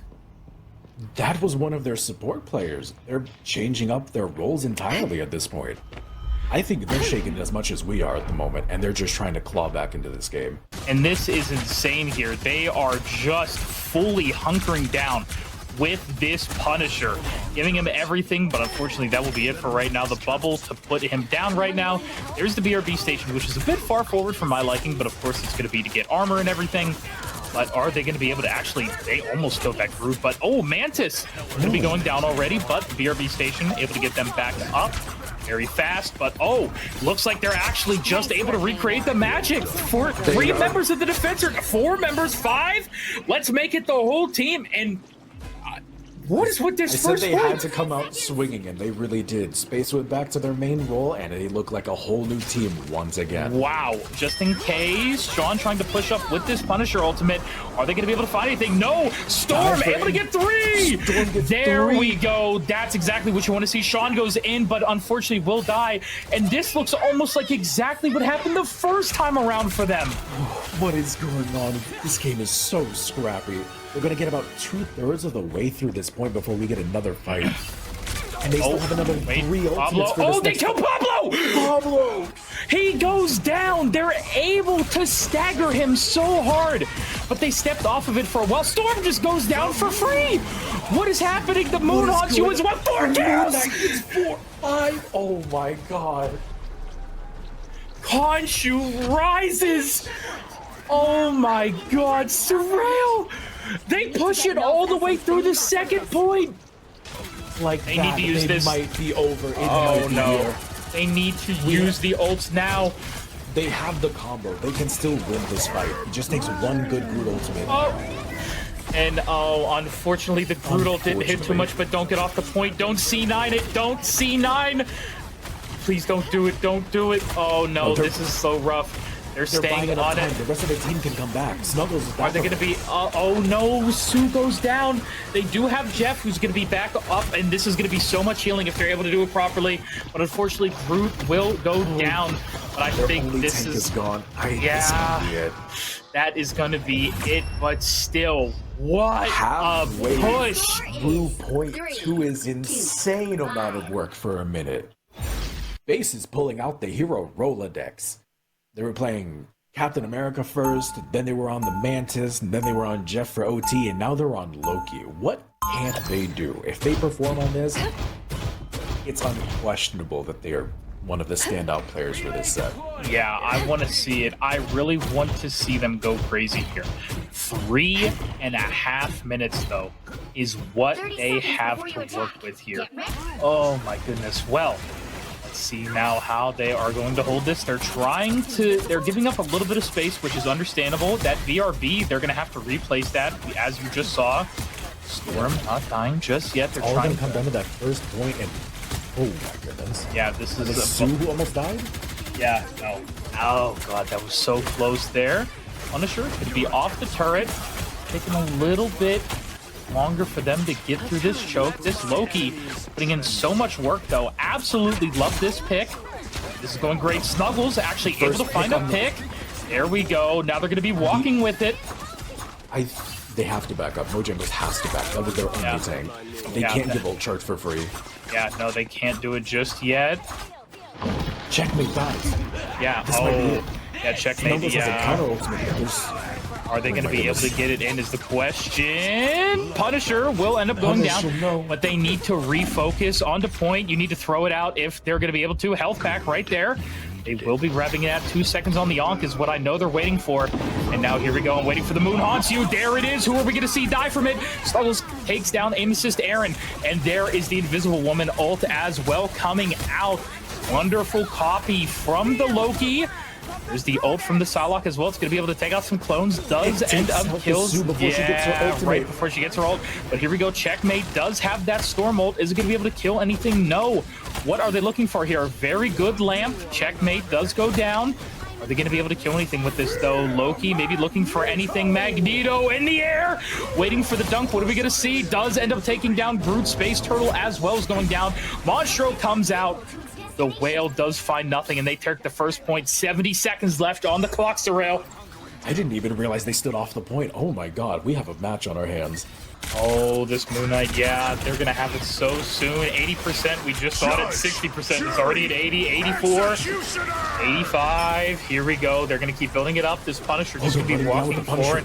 Yeah, I was going to say they're going to be walking it down, but it's just one good combo in a moment is going to be enough. One good combo is all they need, but Snuggles dies! Snuggles is dead. No, that is so unfortunate. Up top, he was looking for anything. They might have to Groot ult early. David going down as well. Checkmate goes down. Oh, no. I think that's first point. No, they have to save these ults. I don't know about this. I don't know about these. They needed to save them. I think they all just had to get back together. Oh, Sean is able to get one. Green comes out with one as well. That's a few members of the defense going down. They just have to back up. If they're able to get the combo, Moon Knight and Groot, come on. I want to see it. They can win with it. One more fight in them. One this chance. First match is decided. One chance, They Surreal. have 3 ultimates. No. Mojangles has nothing. Snuggles. Snuggles. No. No, man, come on. That is not the time you want to be going down at all. They need to get in there right now. They're going to have to stall for Snuggles. Loki able to copy to get that Sue all day. Don't touch. No. Mojangles. Oh, Punching so way above unfortunate. their weight.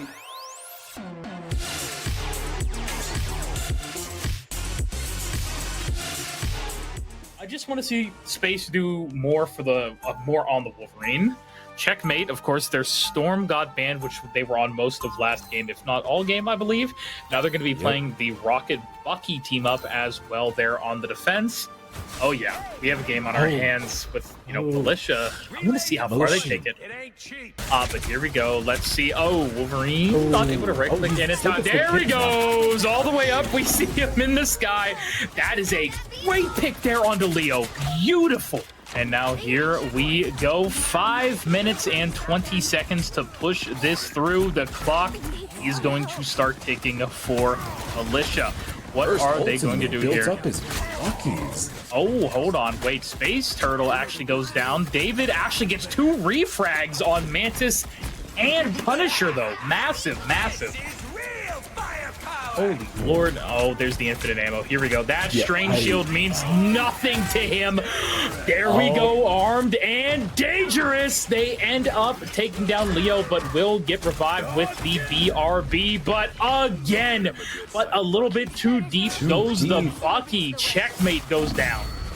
But now the defense already going to be losing 2 again.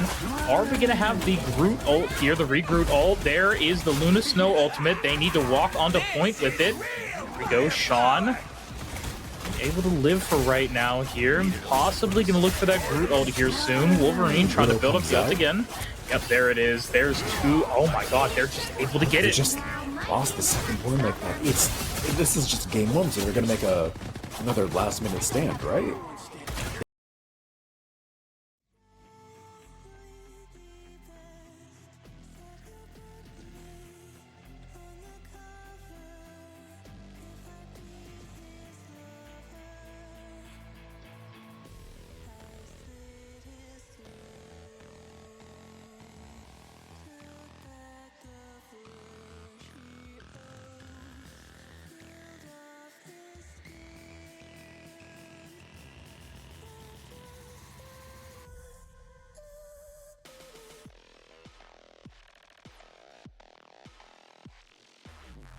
Looks like we're having some technical difficulties, guys. Sorry about that.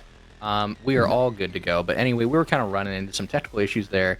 Next thing you know, we'll get it all fixed up. But hey, you guys get to see more of our beautiful faces, all that beautiful stuff as well. So, hey, Sir Ali, let's go ahead and break down match 1 again. How do we feel about match 1? Before we break down match 1, there is one thing that I do want to see. The Jeff 1v1 that kicked it all off. But while they're getting that ready, let's break down the first game, because that's the start of a series that I've never seen before. Absolutely, that was a freaking, if you excuse my language, but that's a ballsy play. I mean, honestly, going out with the Jeff 1v1 to start out the entire thing, I really can't. I mean, I can't lie to you, man. The Jeff 1v1 just set the whole tone for the entire fight. It really set the whole tone for week 2 already, and I truthfully really did enjoy that. Me too. It was hilarious. It gave over the point to the winning team. We got to see some Jeff gameplay, which is honestly really rare. I think it was a positive all around. Yeah, no, the instant replays that we did have of the Groot ult with the Bucky ult combined as well. The Jeff 1v1, the Wolverine going up there as well. I mean, just some great things, and we would absolutely love to see those here in just a second. But at the end of the day, man, those things were just, I mean, it was just fun to see. I mean, starting the whole pace off for the RRL, really good. But at the end of the day, man, I'm just excited for match 2 here. Just a second. We're seeing the Jeff. Yeah, no, but look at all the This is great. Look at this slow motion real quick, and that was absolutely amazing. Fantastic. I hope we see more 1v1s like that later. Yes. I'm sorry for cutting you off. Yes. I hope we see more little things like that. Sorry, I don't know if you guys have it, but I think I have sleep paralysis demons in my ears, and they keep telling me little funny, weird things, and it's really Yeah, there. Yeah, it's great. I think we have the same demons. I honestly, dude, are we just like telepathic right now? Is that what's going on? I can't really. Oh, great, lovely. So let's just go ahead. If they are all good to go, I think we should go ahead and send it back over to our casters and just get their thoughts before we go ahead and second. Absolutely. Are we okay now? We were the my demons. God, do we do? Yeah, We were the the demons. demons. Hello, the demons The inside demons. their heads are back, aka The voices. the RRL caster desk. The voices I can't hear. It's too loud. There's this one called Shins that keeps talking in my ear too. I named him that, but I love that one. He's beautiful, but. No, it is an absolutely. I'm so ready for set number 2 of our games over here. We're having a little bit too much fun today. It's Shuvi's first time. We have to haze him a little here. You know what I mean? I don't think I've been hazed enough, if I'm going to be honest with you, though. I've just been having fun. Is that hazing? I don't know. Nah, I mean, we're okay. Well, with our second lobby, if I'm not mistaken, just about ready over here, Shuvi. Oh man, we're about to get right back to your favorite map, Royal Palace. Are you excited to go back to Yggdrasil? I'm excited to go back because it's just about the only map that I have memorized at this point because I've played it so darn much, man. Oh my goodness. I do wonder which one we're going to be starting out with, though. That's the biggest question, right? 'Cause it's going to really determine how the pace of this entire series is going to go. I think for, obviously, the analyst that's already told us about it, but yeah, that Jeff 1v1 set the tone for the entire series, pretty much, from the looks of it. Maybe we'll have something similar in this one. These two KC teams are going to have something to prove to themselves after an opening like that. I was going to say, the throne room has that aura, that like the Jeffs, you had them walking down the stairs, going on into the middle point, right below the throne, 1v1ing. I don't know if the Garden or if Odin's Archives are able to kind of provide the same environment that the throne room is able to provide, but I do hope we get to see your favorite point. You know what I mean? The Odin's Archive. I hate that place so badly, and I hate to be a negative Nancy. But I have to. I can be vocal. It's our freedom of speech. I like to talk a lot about it a little bit. I don't think it's badly designed or anything. It's just a personal preference. I can't stand that point, but I still love the map overall. All the maps they cooked with. I can't even say nothing else. They cooked very hard, Shuvi. Yeah, and let's see if the cook is going to continue, right? The chefs have to continue cooking. The kitchen is on a full firestorm today. Assuming we have the two KC wars happening, right? That's the biggest thing that I want to see. KC Strikers and KC Birthright. It is going to be the war of our teams today.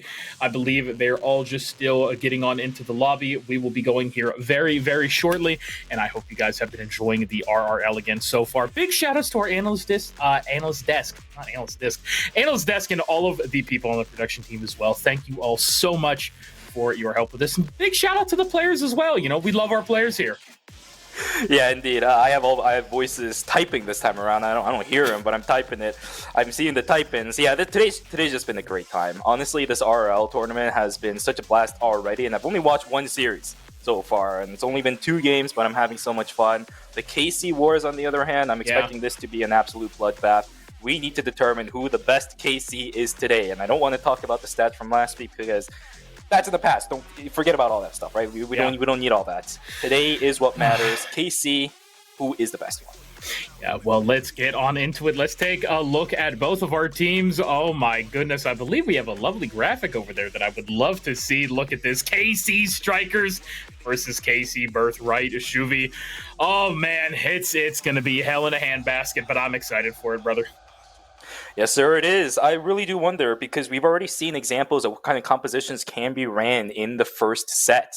And if we see something similar to that, then we should have an idea of what these teams want to do. But we also have ideas on what kind of change-ups this can provide. We were talking about, I think the analyst that specifically was talking about versatility between some of the players in the kind of roles they can play and even the certain kind of superheroes they can play as well. But then other side, you have players that are going to be much more locked down in what they're so specialized at. And I think for this series specifically, for the KC Wars, I want to see a little bit of those specialists, right? Do you know what you're doing? Can you do it well? And can you just use that to push your lead further and further into the game? Or is it going to backfire on you and you might have to swap things around, even at the cost of your specialism? It's like our I don't want to say this, our Civil War, our Marvel Civil War, you know, one of my favorite Marvel movies. It's getting quite old there, but still an absolutely great piece of media. Oh my God. Still, you know, even at my heart, MCU, oh my God, I grew up with so many of those movies. Absolutely love them. And I'm excited, honestly, to be getting into this game here very soon. I believe we are just missing one player, if I am not mistaken. So once they get on in, we will be good to go, Shuvi. Just another moment or two until we get back to the Royal Palace. Yeah, we got Royal Palace coming up. I want to ask you real quick, because you know a lot more about the game than I do. Oh, yeah, sure. If you get this right, then I'll give you a high five over there. Okay. All right. What do you want to see as the safe pick from either one of the KC teams? Because you watched this team last week during week number 1, so you might have an idea of what these teams are going to be playing. What's the safe pick? Because the bans are going to be a little bit versatile, right? I don't want to leave it up in the air for that. But what are the safe picks that you're going to be looking for both of the teams? Maybe both. Give me some info. I will say always the big one is going to be, and this is for bans or saves, is going to be the Wolverine. If that Wolverine is not picked, or I'm sorry, if not banned out in the first round, I feel like it is going to be saved, because that pick is just absolutely disgusting. Ever since his buffs there at the beginning of season 1, and I'm sure so many competitive players knows what I'm talking about, the amount of work that character can put in. We even saw it a little bit in the first Royal Palace there, between Nightshade and Moonlights. It's just absolutely disgusting what that character is able to do. So I think Wolverine's going to be on the board.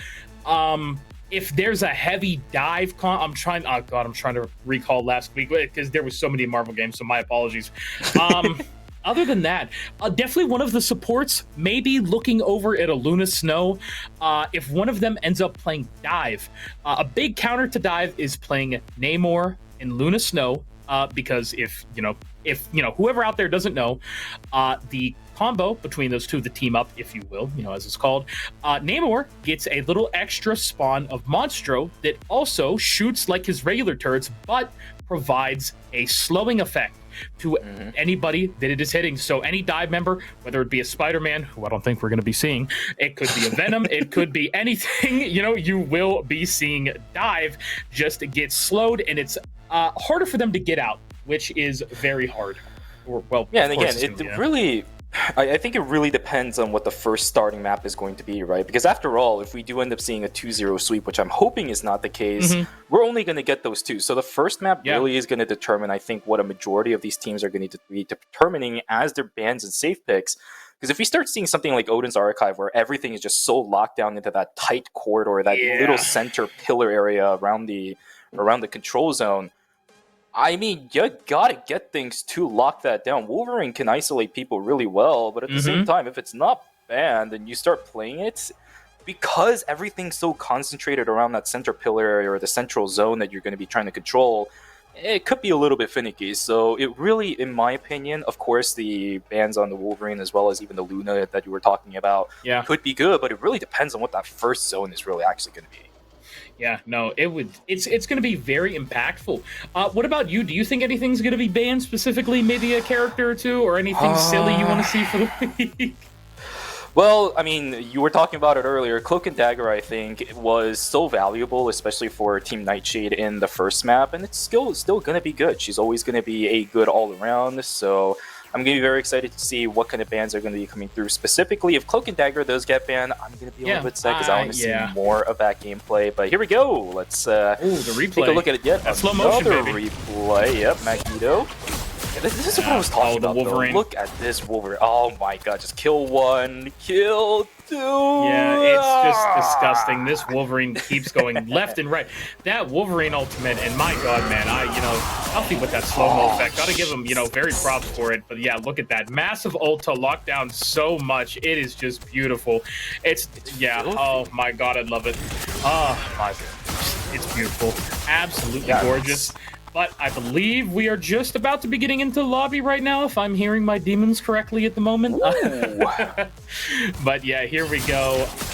Oh my god. Shuvi, back on the Royal Palace, baby. Oh man, It's Shuvi. the same map as this replay. Yeah, exactly. Yeah, it makes perfect sense. It's, you know, beautiful. Replay into replay.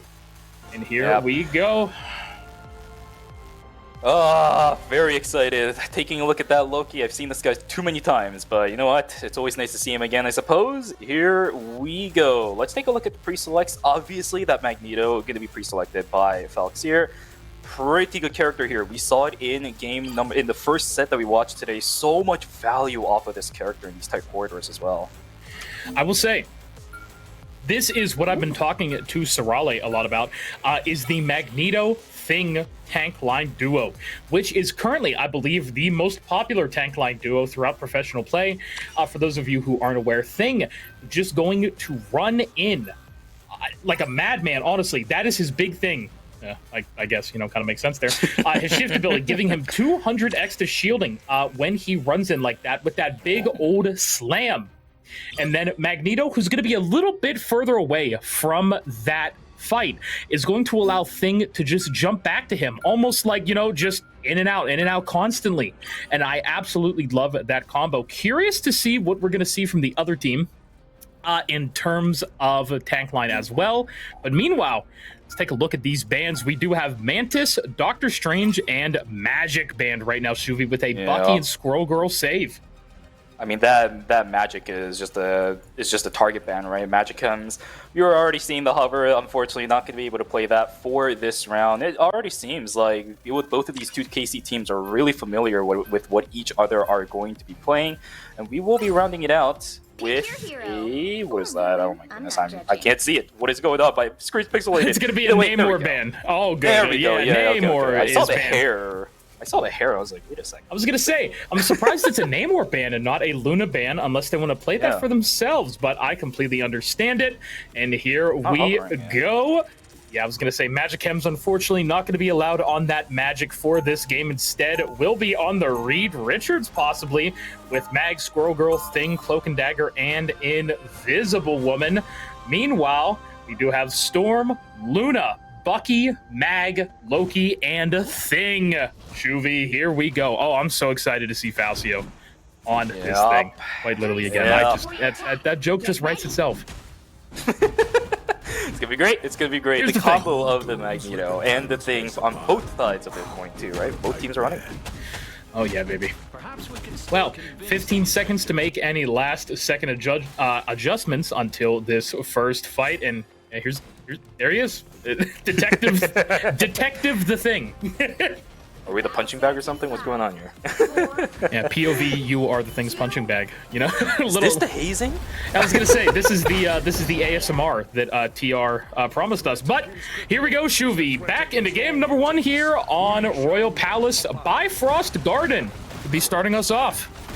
Open area to start. Let's see how this goes. Tight corridors not really being contested over just yet from either one of these teams, but the double Things up in the front line are going to be punching their ways to victory. No real damage done yet from either one of the teams, but we can see this Thing starting to take a decent chunk of health. He is going to fall down. My God, and that's the first death of the game already.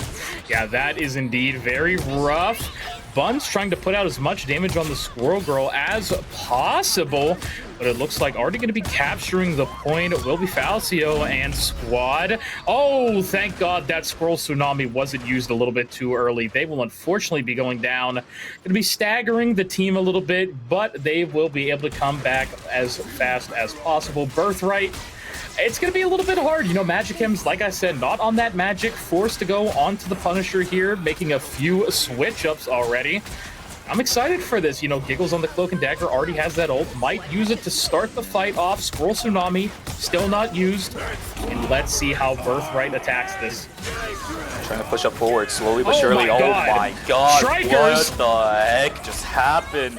The entirety of Strikers just ripped apart. Oh my. Oh, you know what? Yeah. To the next fight. We can't watch this anymore. Next fight, yep.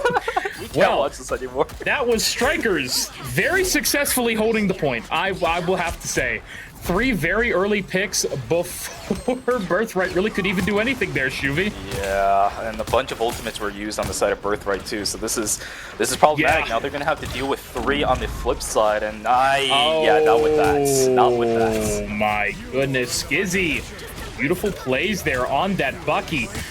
And Bucky, just in general, man, putting in so much work here for so many Marvel Rivals DPS players. This character is just disgusting. A true Swiss Army knife for whatever you want out of a DPS.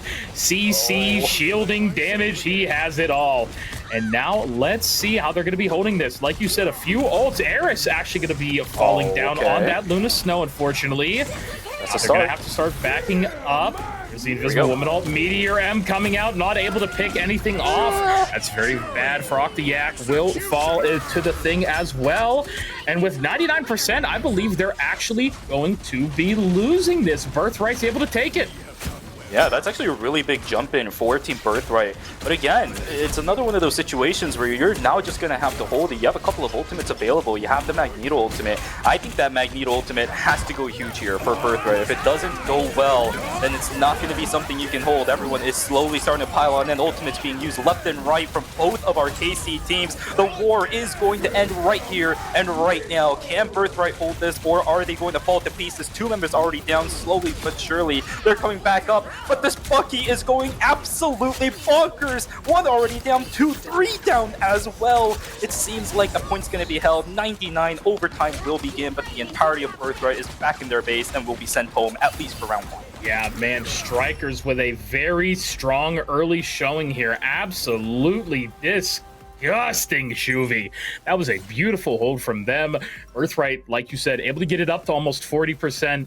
But wasn't able to hold it, unfortunately. Now, Shuvi, Odin's Archive, your absolute favorite. I heckin' love this circle. I heckin' love this circle. I do see the Loki starting to come back for Ying. I think he actually selected this earlier. Yeah, the new skin from the past. I like to see it.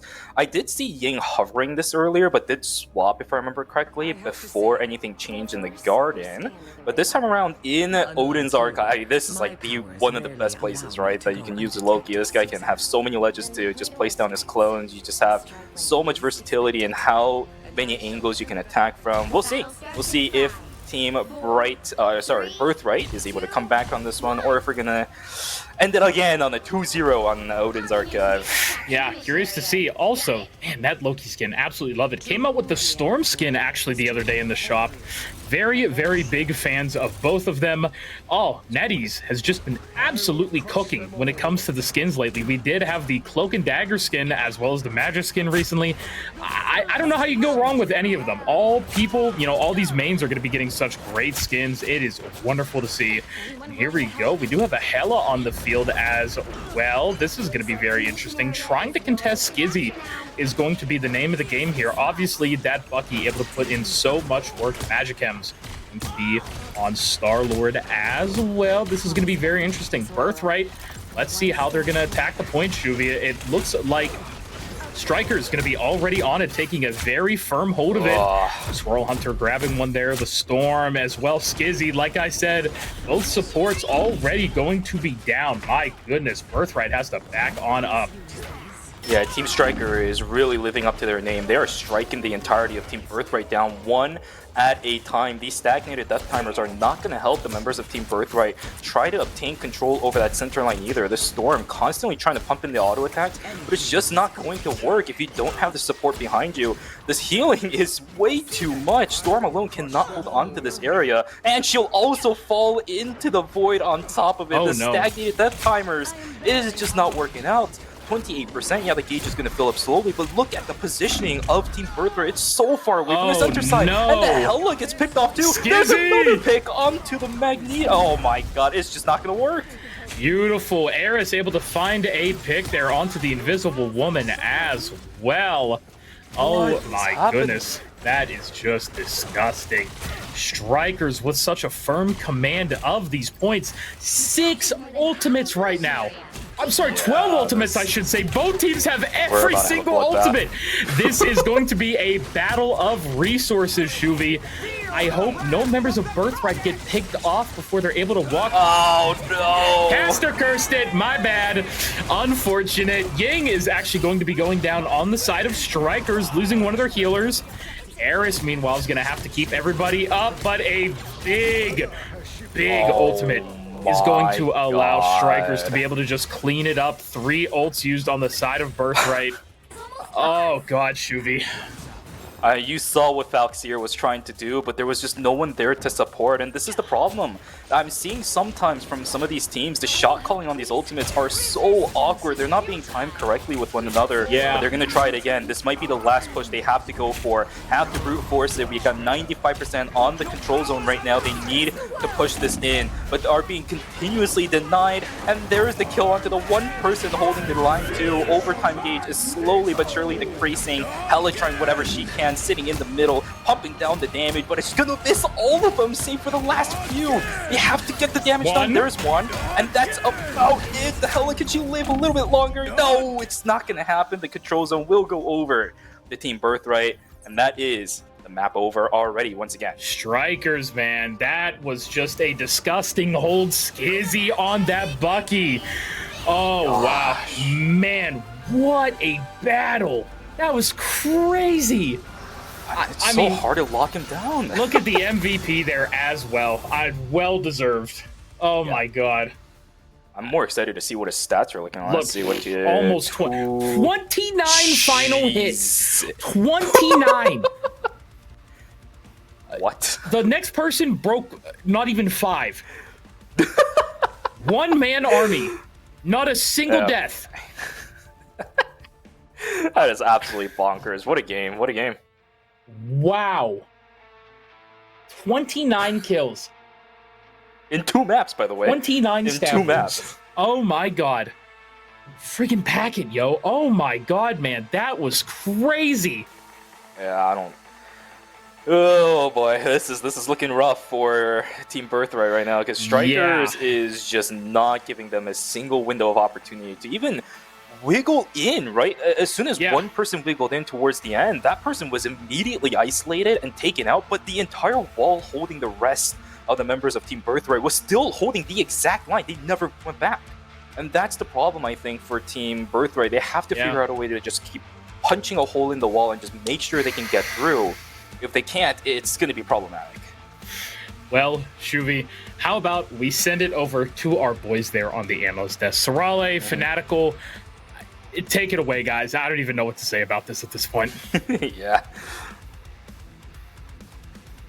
Man, what a freaking debut into week 2. Honestly, Sorale, 29-0, Skizzy, just doing his thing, man. What are you feeling right now? Last week, Skizzy was doing great, but Baiju absolutely dominated. This week, they don't have Baiju. Skizzy is just like, it's all right, I got this. Absolutely dominating this game. Yeah, absolutely. What on earth? Yeah, no, that was insane. And to be honest with you, that Strikers was running a little bit behind, so I went to go check in on the teams, just making sure everybody was okay. And from what I heard is that Skizzy was in a competitive Smite scrim before he did this and just joined up. So he's not even warmed up. He literally just hopped on the sticks, started doing everything, and the next thing you know, he goes 29-0. Didn't miss a port. 36-0, excuse me. But with 29 final hits, I mean, at the end of the day, there's just one word to describe it, brother. It's just dominance. At the end of the day, it's just really coming out and just kind of being the pillar for the team and just really just, creating that space. Kind of how we were talking about with Moonlights, man. If Moonlights would have had that really, really strong DPS to kind of help them with their games moving forward, they would have done a lot better. But, Skizzy is a perfect example of what it's like to have a great DPS showing out and really create a bunch of opportunities for them to be successful. Couldn't agree better myself. So this was the debut match for 4 players, actually, 2 on each side. Compared to last week, both teams ended up substituting out 2 players and putting in 2 more. And for Strikers, this is a pretty dominant showing for those 2 additional players. They have Mousy, who is playing in support for them, and OG Buns, who is their second DPS over Baiju, who is unavailable at the moment. Yeah, none. Honestly, both players played phenomenal as well, so it feels like this team has a lot of extra puzzle pieces to work with that's going to make it hard to counter them later on. Absolutely, man. I mean, I think we've all heard the saying, man. You know, it in life to win, it's not a sprint, it's a marathon. And especially in the RRL, the reason why the RRL was created, and one of the main reasons why it was created the way it was created, is because it's a battle of attrition, not just a one tournament type of league that we're in. Essentially, this is a 7-week league. You know, to be successful in this, you have to come out and perform every single weekend. And if you've got a group of guys in the background who are just as good as the guys who you're starting, man, and it's going to be very, very hard for anyone to really put up a lot of a chance to, go up and, go at them really, really hard at the end of the day. Because at the end of the day, man, what really, really matters is not who can out-dominate whoever. It's more so about how long can you last? How long can you really go up and put up a really solid fight as well? That is one of the biggest and one of the key frames of, the way that the RRL is constructed as well. So truthfully, I'll tell you this much, man. I am actually excited to see Nightshade and Strikers go all out. Honestly, that matchup is going to be great. I'm really excited to see how that whole thing debuts. I think we're going to have a great time seeing that. And honestly, man, I think as of right now, I mean, it's just pure dominance. Just that's the only word I can truthfully think of when it's coming out to these two games today on week 2, day 1. I completely agree with that. Now, I won't spoil it for people at home when Strikers and Nightshade fight. In fact, you could join the Discord, follow us on our socials, and figure out the schedule in there, interact with the players, interact with the community, and get hype with us. But I want to bring our attention back to the game right now, and the first thing I want to see them change into this next game, ban the Bucky. Oh, yeah. Skizzy was dominant on that thing. They protected it for a reason. Get it off the table. The Mantis is not as deadly. Please. Yeah, no, ban and Bucky is an absolute must. You have to go into this next round, ban and Bucky. You can't just let someone 36-0 you like that with 29 final hits. You've got to do something. You've got to make sure that you really make a point to really stop Skizzy from doing what he just did. Who else do you think they should be banning right now, to be honest with you? Honestly, Falcio did really good on Thing, and it didn't seem like Birthright had a very comfortable Thing player, while I believe it was Falcier? No, it was Fletch who was playing the Thing at first and switched over to Magneto while Falcier went over to Storm. They did not seem to be most comfortable either with that, or it was the support from the Magneto was not enough for them to be able to get the value. There were times where Falcier was able to run up into their faces and have full trust in his team that it would be perfectly safe and give them that extra space. Oh, yeah, no, definitely, man. I really do see lots of promise for KC Birthright, to be honest with you. Even though they didn't have the strongest showing just right there, we are moving into our next game here. And I will say this here very, very quickly. They do have a chance to be able to put up a run right now against Strikers. If they play it well, they play their cards right, you never know. They could end up, causing a little bit of an upset. And we could push this to game 3, man. They have a really talented roster, and they just made some last-minute replacements as well. So to be honest with you, I do see the team doing well. It's just more so of being able to hit Strikers where it hurts, stop the dive, and then really just make sure that they're utilizing all of their comps and strategies right. Agreed. I want to see a game 3. I want to see our first official game 3. Unfortunately, our last one was held up due to a player not being able to make it to game 3, but I want to see that game 3. I want to see these players push to their limits. Absolutely. We're going to get it here sooner than later, man. I really do believe that. And right now, I think KC Birthright really does have a chance to come out and really set the stone and really set the standard for going into this next game. Like we were talking about earlier, confidence is the biggest thing out there. Sometimes you are going to get punched in the chin, but it's all about how you bounce back. It's about how you respond as well. So we got to see how these guys respond in return just to that little beating right there. So we got to see how they end up turning up. But man, if it's all good with you, I think I'm ready. Do you have any final thoughts before we go ahead and send this back on to the casters? Yes, for me, the other thing I want to see them change in their draft is their protects. There wasn't too many dive, so I don't think the Namor was relevant to ban. Just change something else. But they're going to figure this out in a moment. Let's send it back to the casters and get ourselves in this game. All right, let's do it.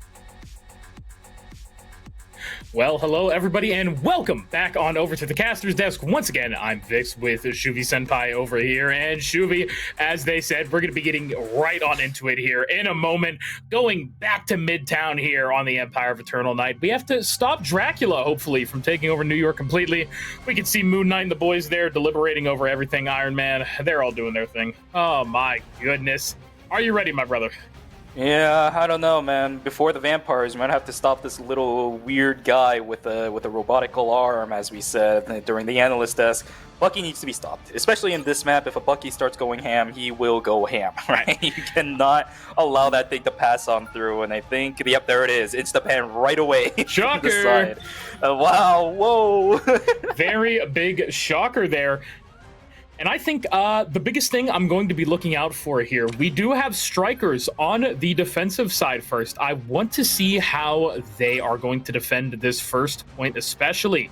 It was very hard in Nightshade versus Moonlights, of course. I mean, you remember what we saw. Yeah. Do you think this is going to be another case of Birthright is barely going to be able to leave spawn, or are we going to see something better? Because I want this to go to a game 3, and if Birthright can't properly attack this, it looks doomed for a game 3 today, Shuvi.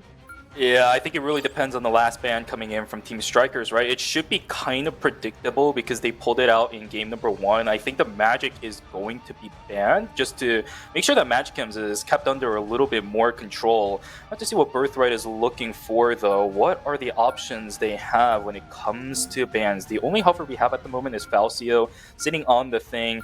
Loki is going to be the last ban coming through for Birthright. So, yeah, all across the board, just trying to make sure that these weird off angles are not going to be an issue for this team. Also keeping that squirrel goal unlocked on online to make sure that these corner checks are going to be good. I like it so far for Team Birthright. They are doing this ban phase correctly, in my personal opinion, especially with that Bucky insta ban. But there's another one of those Namor bans. Yeah, I was gonna say Namor. We were talking about it before. Very popular here, even outside of being anti-dive. Just an absolutely wonderful character. Giganto on that ultimate, the whale.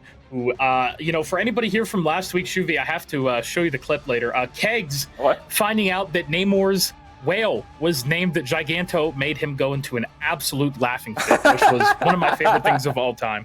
That was a beautiful moment.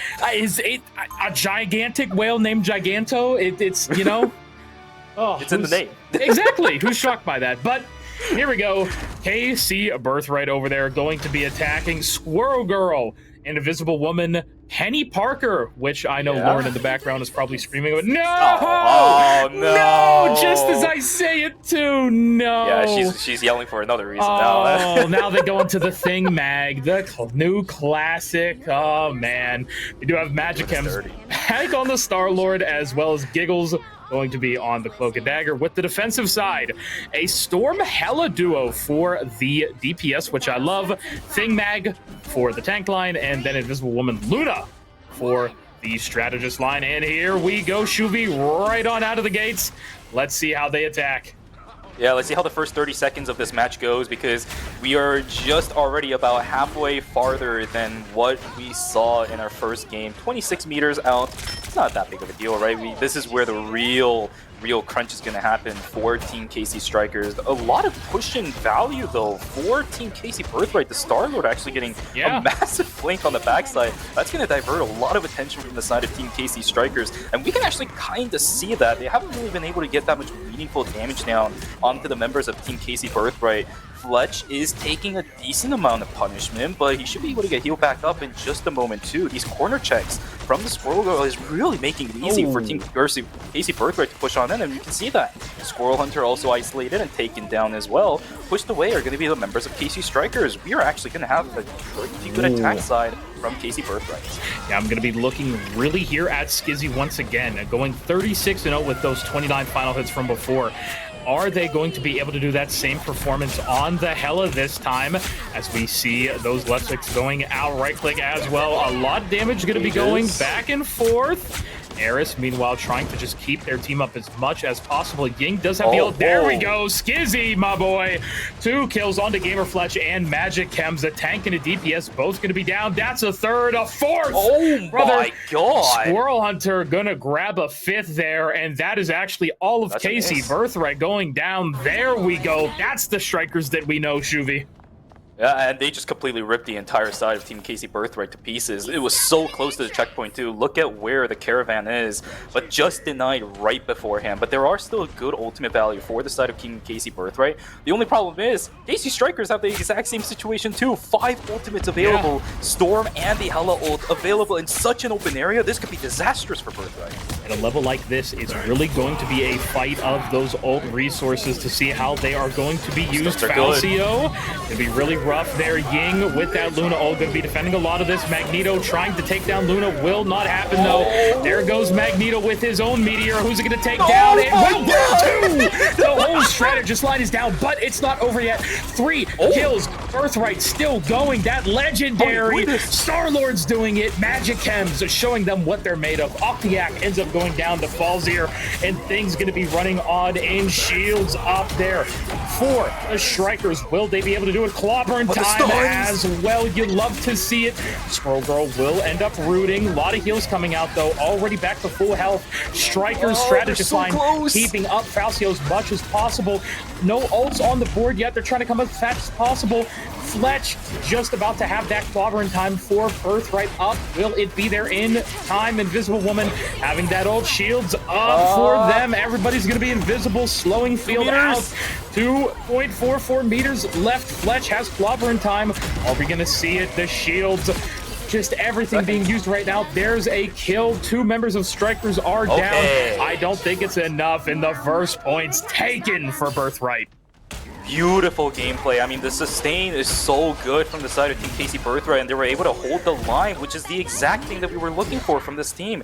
And now that we have a couple of ultimates coming up for this team as well, we might actually be able to push it, especially with Skizzy getting isolated and taken down as well. This is going to give them a decent percentage of this caravan pushing in towards the next checkpoint. But this right here, this is where you're going to really have to start focusing. As Scroggle ultimate not exactly going in the correct direction, bounce back over to their team instead, which gives a little bit more lenience for Team KC Strikers to maybe find some spacing. We have the Invisible Girl ultimate coming up from KC Strikers too. There could be some really awkward timings for KC Birthright. They gotta play this slow and make sure they know what's going on. It's honestly inching further and further, and they almost have the second point down already. A little under 2.5 minutes. Clobber in time, and that's gonna be Eris going down first. That is going to be Strikers having to use that Luna Snow ultimate to keep them up until Eris gets back. They will have that Invisible Woman ultimate. Now Giggles as well on Birthright, trying to do as much as possible. What are you going to do, Fletch? I'm sure is trying to find another pick onto anything out here in the front, pumping out that damage. Invisible Woman putting out that ultimate for Strikers. A whole lot of damage trying to come in right now. Oh my god. 3 found, 4, 5. Magic Chems is going to be out of there, and that's Strikers with a beautiful defense. A minute and a half left for KC Birthright.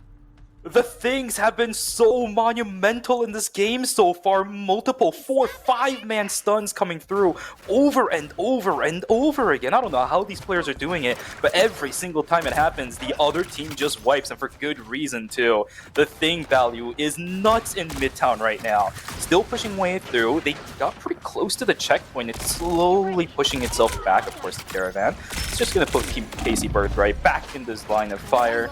They have to push down that ramp, but that ramp is so annoying to push on in when you don't have valuable ultimates. The Thing ultimate, 68% on the side of KC Birthright. They got 72. Trying to find a little bit more on Magic Chems is down. Should have it very soon. Yeah, but Magic Chems is down. Star-Lord down, but it's traded out for the Invisible Woman. Eris is down too. Health bar starting to drop. Falcio will also take the fall. Team KC Birthright might actually have control over this. Will they be able to push it in? That Storm ult trying to do a lot here for Strikers. They do have the Meteor as well used. Ying now having that Luna Snow ultimate. They're trying to waste as much of Birthright's time as they can, but it doesn't look like it's gonna be enough. Only a few meters, and that is Birthright able to grab it. Less than 2 minutes on the clock. Let's see if they can shove it all the way in. 2 minutes, they got about 2 fights left in them, and all of these ultimates have to be of high value. About 77% now for the Magneto. We got 55% on the Squirrel Girl too. If we see another one of those ultimates from Squirrel Girl where it just bounces back towards their team, it might get a little bit more difficult. We're just getting taken a little bit low. Play it a little bit safe, my friend. Keep it on the backside. Open it up to this open area. I'm not entirely sure what we're going to be seeing, but here we go. Here we go, indeed. Thing just gonna be punching the thing. It's gonna be a thing. It's gonna be a thing off. They're thinging it, dude. I don't know what else to say right there.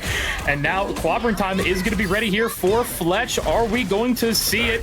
Not just yet. Off to the side will be this Psylocke, which is a bit new here for Skizzy on over from the Hela. I like this Psylocke a whole lot. Does have the ult available. Ooh, trying to find anything there. I just got things everywhere. But that is going to be huge there. Buns finding 3. Giggles going to be just riding the shoulders of Buns right now. My goodness, trying to ask Doc to stim me up. My God, Buns is going crazy, Shuvy.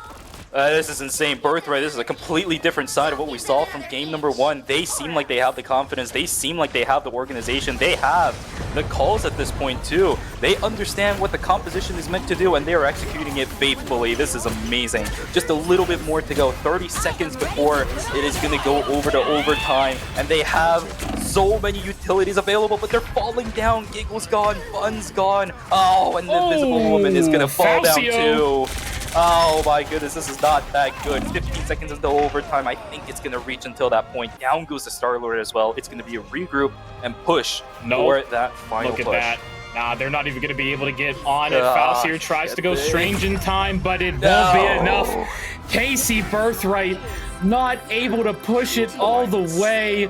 Just falling short slightly, Shuvy. And now here we go. KC Strikers on the offensive. Let's see if Birthright is going to be able to hold it. As you said, they did fantastically compared to their performance in game number 1. But is it going to be enough to stop them? Totally. I don't know if it's going to be enough to stop Strikers. Oh my God, is that Jeff? See, here's the thing. I think for Team Birthright, they need to make sure they lock down the fact that these players have to play together. That's one of the biggest things that I've seen from Team KC Birthright. Faltering a little bit here and there, where they're just kind of going in by one at a time for some of these players. When you're defending, you gotta stick together. So if they can do that, from the performance we saw in the first round, we might be able to see ourselves a third map for once. Yeah, no, I'm hoping so. And here we go, descending the Baxter building, home of the Fantastic Four. You love to see it. Oh my goodness. There's that cart. Herbie gonna be pushing his way on through. Shout out to the GOAT. Shout out to Herbie there on the cart right there. You can see his, little robot self driving over there. We'd love to see it. 10 seconds, a little under now, before Strikers are going to be on the offensive. We have a Scarlet Witch as well, which is going to enable Magneto to get that sword that I love so much. I'm sure Falcio's about to pop off with this. You can see it right there, Shuvy. Those waves hurt. Oh my God, yeah, they're hurting already. Oh, this is all over the place already for Team KC Birthright. Shields are already being propped for multiple players across the board. Magicum's taken down a quarter of their HP, of course, will heal back up, but that is not good signs already. The backside of Team KC Strikers is already doing so much work. They weren't falling down just yet, but this is still relatively good progress that Team KC Strikers are making. Birthright have to hold here right now, try to deny any attempts of aggression from KC Strikers. They are doing it at least for the time being. No one's dying just yet, but ultimates are going to start coming up in just a moment. Maybe for some of these players, the thing 93% on the side of Team KC Birthright. We've seen how good those can be. Oh, and there we go. Skizzy able to find a pick onto OG Buns there. That Squirrel Girl is going to be down. And speaking of that, Squirrel Hurler is going to be able to kill Invisible Woman there. Man. Skizzy with another pick, and that's just KC Birthright falling insanely down. 3 people on the cart for KC Strikers. They are going to be shoving it in. Skizzy maybe going to look for a pick here in the back. Star-Lord just going to be flying all over the place, trying to get healed by that Invisible Woman. Oh my God, Shuvy, this is going to be hard. It looks like Strikers might already almost get the first point. Yeah, this is way too fast, I think, for KC Birthright to deal with at the moment. It's going to be the first one being held at about 4 meters away. We're going to be fighting inside of the Invisible Woman's ultimate, but it's just not that great.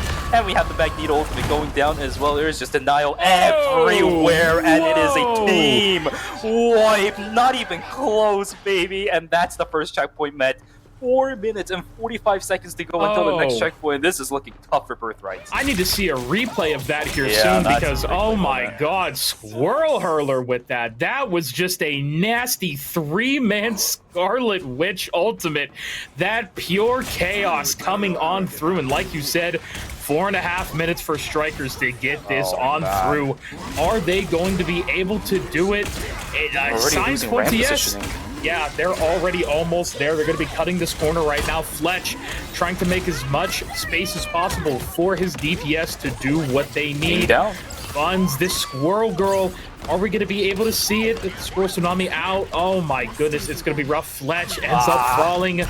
It's so rough. Okay. Buns does end up picking up the Scarlet Witch, but Shuvi, what is happening here? They're slowly trying to hold the Psylocke. line on this, but the Psylocke just The snipes ult. down the Squirrel Girl. Oh no, they're gonna push on in further and further onto the ramp. Too Agamotto. much time is being spent from the side of Team KC Birthright walking back into this fight. Oh, this is problematic. The Doctor's trying to get the damage in. Trying to build But it up. For KC Strikers, it doesn't really matter. They've already got the control of this caravan again. Yeah, they've already have it. They still have this Eye of Agamotto as well. Probably going to be used here. Oh no. 3.5 minutes left to push it. Just barely any at all. Shuvi, this Time. is looking so rough. Birthright, they can't seem to find their footing whatsoever. Skizzy's going to be walking on up, doing a lot of poke. Squirrel Girl almost going down there and will end up falling. no. Fletch now trying to get on it. Clobbering time. Maybe able to find a few picks. Legendary. Are we going to see anything? Ying, no support ults right now. Oh, no. Magic comes with 2. There we go. Oh There's my the footing God. they needed. There it is. Oh, But Skizzy. Less just long Oh enough. my God. There we go, Birthright. That's what you want to see. Oh my God. Beautiful plays there. The combo of Fletch and Magic Hems. And this is beautiful too because it's right before the checkpoint. I know it's not going to mean much because we should see Strikers being able to push it into the checkpoint in just a moment here. But this just buys more time, right? We went from 4 minutes and 45 seconds to 2.5. They've nearly cut down on half of the time that Team KC Strikers have. It will be replenished just a bit the moment they get the checkpoint, but it shouldn't matter that much. This is now a much better fighting position that Team KC Birthright has. Yeah, it's going to be very nice for them. The Eye of Agamotto I see going out from Octiac as well. Doesn't look like too much is going to be there just yet. Magic. Oh my God. I speak a little bit too early. The Meteor is out, but it's not going to be enough. And I believe that's going to be KC Strikers wiping up the rest of KC Birthright to take point number 2. Yep, as I said, it's not going to matter too much, but the timer that is available now for KC Strikers is something that can be dealt with. 3 minutes and 20 seconds to go, just regroup for Team KC Birthright. We saw that they have the fighting spirit in that second checkpoint. We need to see it again about 2 to 3 times over if they can hold this, but that's another snipe over onto the Invisible Woman, and another one going down as the Cloak and Dagger will fall. And the Magneto falls down too. Wow. They gotta group up. Falls here, yeah, not looking good on the side of Birthright again. 3 minutes. Strikers has to be able to get this there. It's not even that far. They are going to be sucked in right now. Oh my God, here on this third foot. I can just hear it, the sucking. Oh my God, man. It is crazy. Unfortunately, no Groot. But, oh God, we got to see a Groot this game. And look at the sword again. Magneto just going to pump out that damage. It increases his DPS so much. We do have the ultimate there from Cloak and Dagger. Will hit. Oh my God! And that's the ult going down for Cloak and Dagger, and Strikers inching so close to getting a 2-0 victory for themselves. The Invisible Woman ult is up. Birthright, Fletch going to be running around trying to defend. That's another one down. The card is pushing. Giggles is going to be there. Is it going to be enough, though? Uses that invulnerability. Will die, though. The Agamotto's used. Fantastic coming out. Reed with the ultimate. I don't think it's going to be enough, Shuvi. They're staggering so hard right now. Will they find the time for their team to come back? Scarlet Witch with 2. Oh, no. Wait, actually, hold on. That Scroll Tsunami's doing a decent bit of damage. I see Jeff Water coming on out as well. And I believe that Pure Chaos is about to be used. Pure Chaos ends up getting 1 to Fletch, and that's it. Strikers taking the series 2-0, brother, for a beautiful day 1 conclusion. Mark has been met and it is set. A 2-0 sweep yet again. The faded map 3 will have to wait yet another day for it to happen. What a map from Team KC Strikers. And again, Team Birthright looked like they had a fighting chance in the second checkpoint but couldn't carry it on through. An unfortunate run for Team KC Birthright, but man, what a stamp of dominance from Team KC Strikers. As the analyst said, I can't wait until they fight against Nightshade. Yeah, no, it's going to be absolutely incredible. I did love Birthright's improvement from game 1 into game number 2, as you pointed out earlier, but it just wasn't enough. Strikers, of course, we have to talk about Skizzy being as dominant as they were. Even when the Bucky was banned out, it didn't matter. Swirl Hurler as well, though. What a name, I should say. On that Scarlet Witch, I have to applaud it. I absolutely love when we're able to get Wanda's in. It's just beautiful. Just I think beautiful, I think it was icing on the cake that we ended with her ultimate too, right? Just finish everybody off, and then immediately as soon as the ult charges, and then game's over. Pure chaos, and the world itself just explodes. So love to see it. A replay of this entire combination, dude.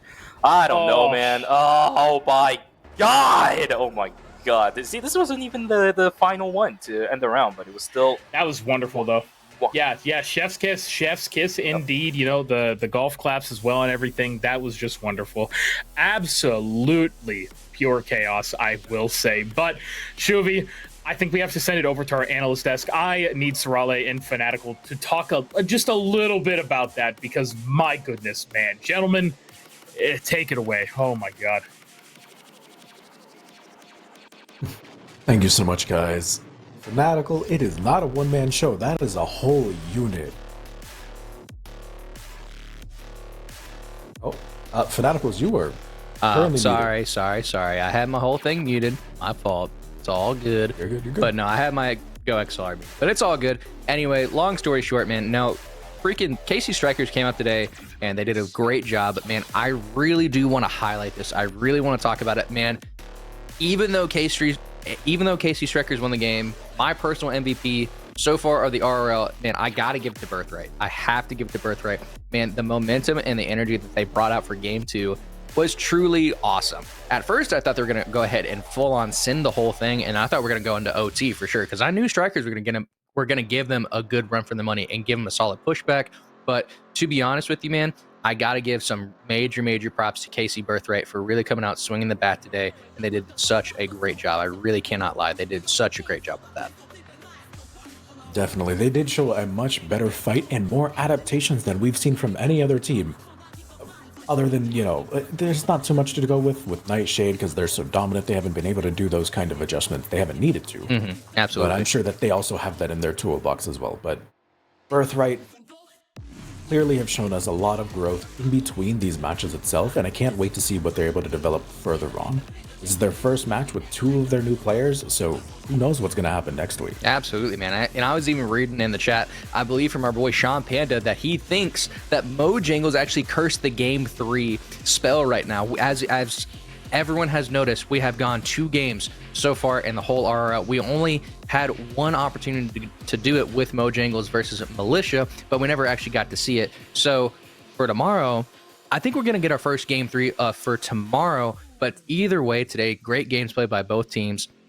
Everybody came out and did a really good job. But to be honest with you, man, I really do think the game 3 curse is real. And I really hope someone comes out and breaks it. I really thought KC Birthright was going to do it for a minute, but it looks like it's all good, though. They did a really good job. Yeah. I personally had this match set down as a 2-1 in either direction. So it was a little disappointing we didn't get there, but we still had a phenomenal showing despite all of that. Absolutely. A lot more surprises than I thought, at least from the players. Falcio came out swinging on things. He was a fantastic tank this game. Skizzy, clearly the star player on that roster at the moment, at least for this set. Squirrel Hurler, Vic said it already, but I want to give major props to them. When they were playing both the Squirrel Girl, oh no, they weren't on Squirrel Girl, they were on Storm before, my bad. There's a Squirrel Hurler and a Squirrel Girl, it's just a little hard to get mixed up sometimes. But on the Storm and on the Scarlet Witch, they were providing so much chunking and chip for Skizzy to be able to get picks. Without the Bucky, they were playing a more like backline dive-centered focus. They were going after Magicums, they were going after the Eris and Ying on the supports, getting a lot of value just because of how much Squirrel Hurler was able to put out. Yeah, Squirrel Hurler was doing such a great job, especially with the ult. not only at the beginning and also at the end to go ahead and close out the match for game 2. But I will say this, man, you also got to give credit to Magic M's as well for that awesome Star-Lord ultimate back when KC Birthright was making the push and going up to the second slot, man. They did such a great job here with that push. They did a really, really good job, and I was actually very, very impressed with his Star-Lord at that point in time. And honestly, man, they actually I'm happy that they came out and showed a little bit of life, man. You know, I'm really glad that they've worked on something to figure something out here. And at the end of the day, man, both of these teams came out and played great. I was really pleased with today's performance. Likewise, I hope that these teams don't do too many more roster switches going forward. I do think they both have something great going on with their current rosters. They just need to spend a little bit more time gelling together. Absolutely. I believe that switching the rosters and everything like that, not really building a really solid team foundation and chemistry, is going to be the make or the break for all the teams moving forward as well. And, you know, just to say it the best, man, you know, Nightshade and Strikers definitely put on a hell of a clinic today when it comes to performance, but I'm really excited to see how Birthright and the rest of the teams match up. And I'm really excited to not only say that, but I'm really excited to see how tomorrow goes as well as we go into week 2, day 2 of Resilient Rivals. What are you thinking about for tomorrow? I know we're already talking about this right here, but I am just kind of curious. What are your predictions for tomorrow? Tomorrow, we finally get to see Ares and Militia play against each other. Militia, I originally had as a very high tier contender, but Mojangles, surprisingly out of nowhere, gave them quite the run for their money.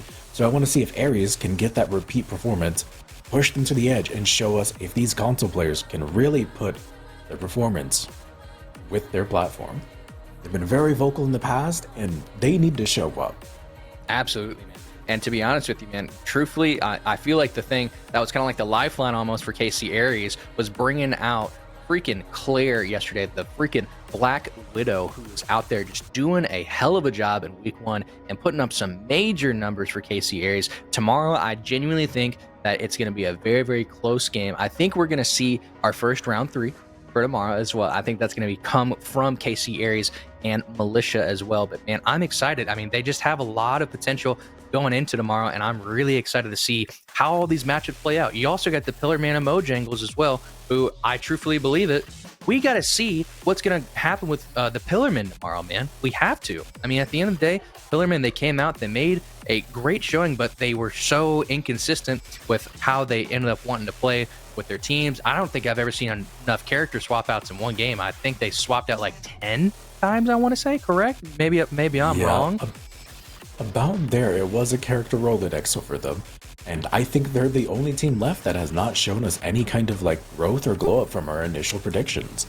So I really want to see them break forward and show us something new. Absolutely. But I do just want to go ahead and say this with who was it? Was it Ares came out and he was the MVP for today's game for the Strikers on Jeff, correct? I do believe so. I think that I am right in that sense, but he came out and he did a really good job putting up a lot of heals and doing a really good job just, you know, supporting his team today as well. And I was actually pretty surprised with Skizzy today as well, with how dominant he was on the front side of the battlefield as well, on it, especially with game 1.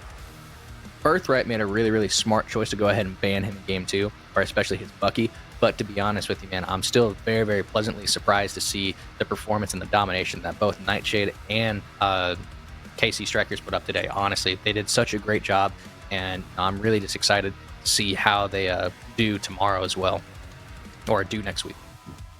Definitely, people are going to be studying these VODs just to see if they can figure out how to shut down Skizzy going forward. But as far as we know, at the moment, doesn't look like there's a way. Just don't let him get his hands on that Bucky, at least. We'll have a better fighting chance. Absolutely, man. If there's one thing that I do know that rings true, regardless if it's in esports or in traditional sports, if there's a will, there's a way. And at the end of the day, man, you can find yourself in some pillow fights. You can find yourself in different situations, and you never know who's going to end up coming out on top. You know, lots of times in traditional sports, sometimes you have the team predicted to win, and they're seeing like the massive overdub. They seem like the massive team who's going to come out and win the entire thing. But you know what? They'll get shut out and they'll get beat in the first round of the playoffs. So, I mean, we're in March Madness right here just to kind of keep it relative as well. You know, we have some number 1 seeds, man. March Madness, the brackets that people choose and all the stuff, all the predictions, man, it is never right. So, I mean, we just never know how the end of the season is going to look like. We're never going to know what these next games are going to look like.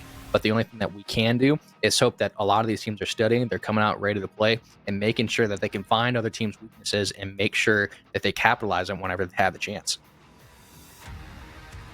Absolutely. Also, before we wrap up talking about tomorrow's games, there is one more player that I do want to highlight from Absolutely. our first set of tomorrow. From Aries, Illicit Sleet, one of the top performing tanks so far that I think people should keep their eyes on. He was able to perform not only well on Thing, but a couple of different characters as well, showing a high level of mastery of multiple niche tanks that I think would be very relevant in this series going forward. Absolutely. I agree the same way, man. Illicit Sleet really is someone to kind of watch over and watch for, because I honestly feel like he's been kind of a sleeper in this whole thing. He's just been kind of going unnoticed. And honestly, that is the best thing to do when it comes to a tournament like this as well. Man, freaking Illicit Sleet is really just kind of finding his way into the top of the leaderboards, man. He's really going to end up finding himself in some place and somewhere that he's going to be very, very pleased with if they keep moving forward as well. Same thing with Cactus Arms as well, man. We just got to keep watching them go forward and keep, watching them through just a little bit of the ranks as well. And to be honest with you, man, I'm excited to see how everybody does tomorrow. And I really do think that we've got some contenders in this league who are going to put up a huge run for people's money. And who knows, man, there's going to be upsets. There's going to be all sorts of different things. And I'm excited to see those games play out here in the next coming weeks.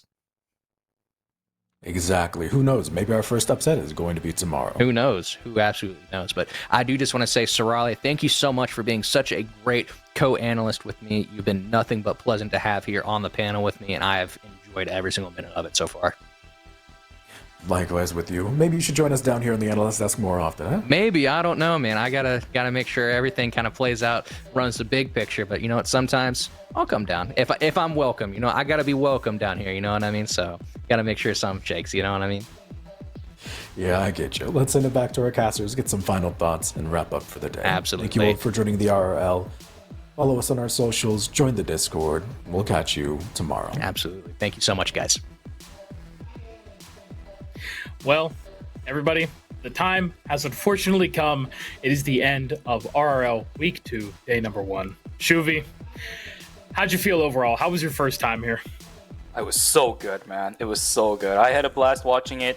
Very sad I couldn't watch a map 3 from either one of the series yet again. The streak will continue, but hopefully tomorrow will be a new dawn, and we may see ourselves a map 3. According to the analyst desk, we might have a very good chance to do so, so I'm very much excited to be looking forward to that. Thanks. Yeah, no, it's going to be fantastic tomorrow.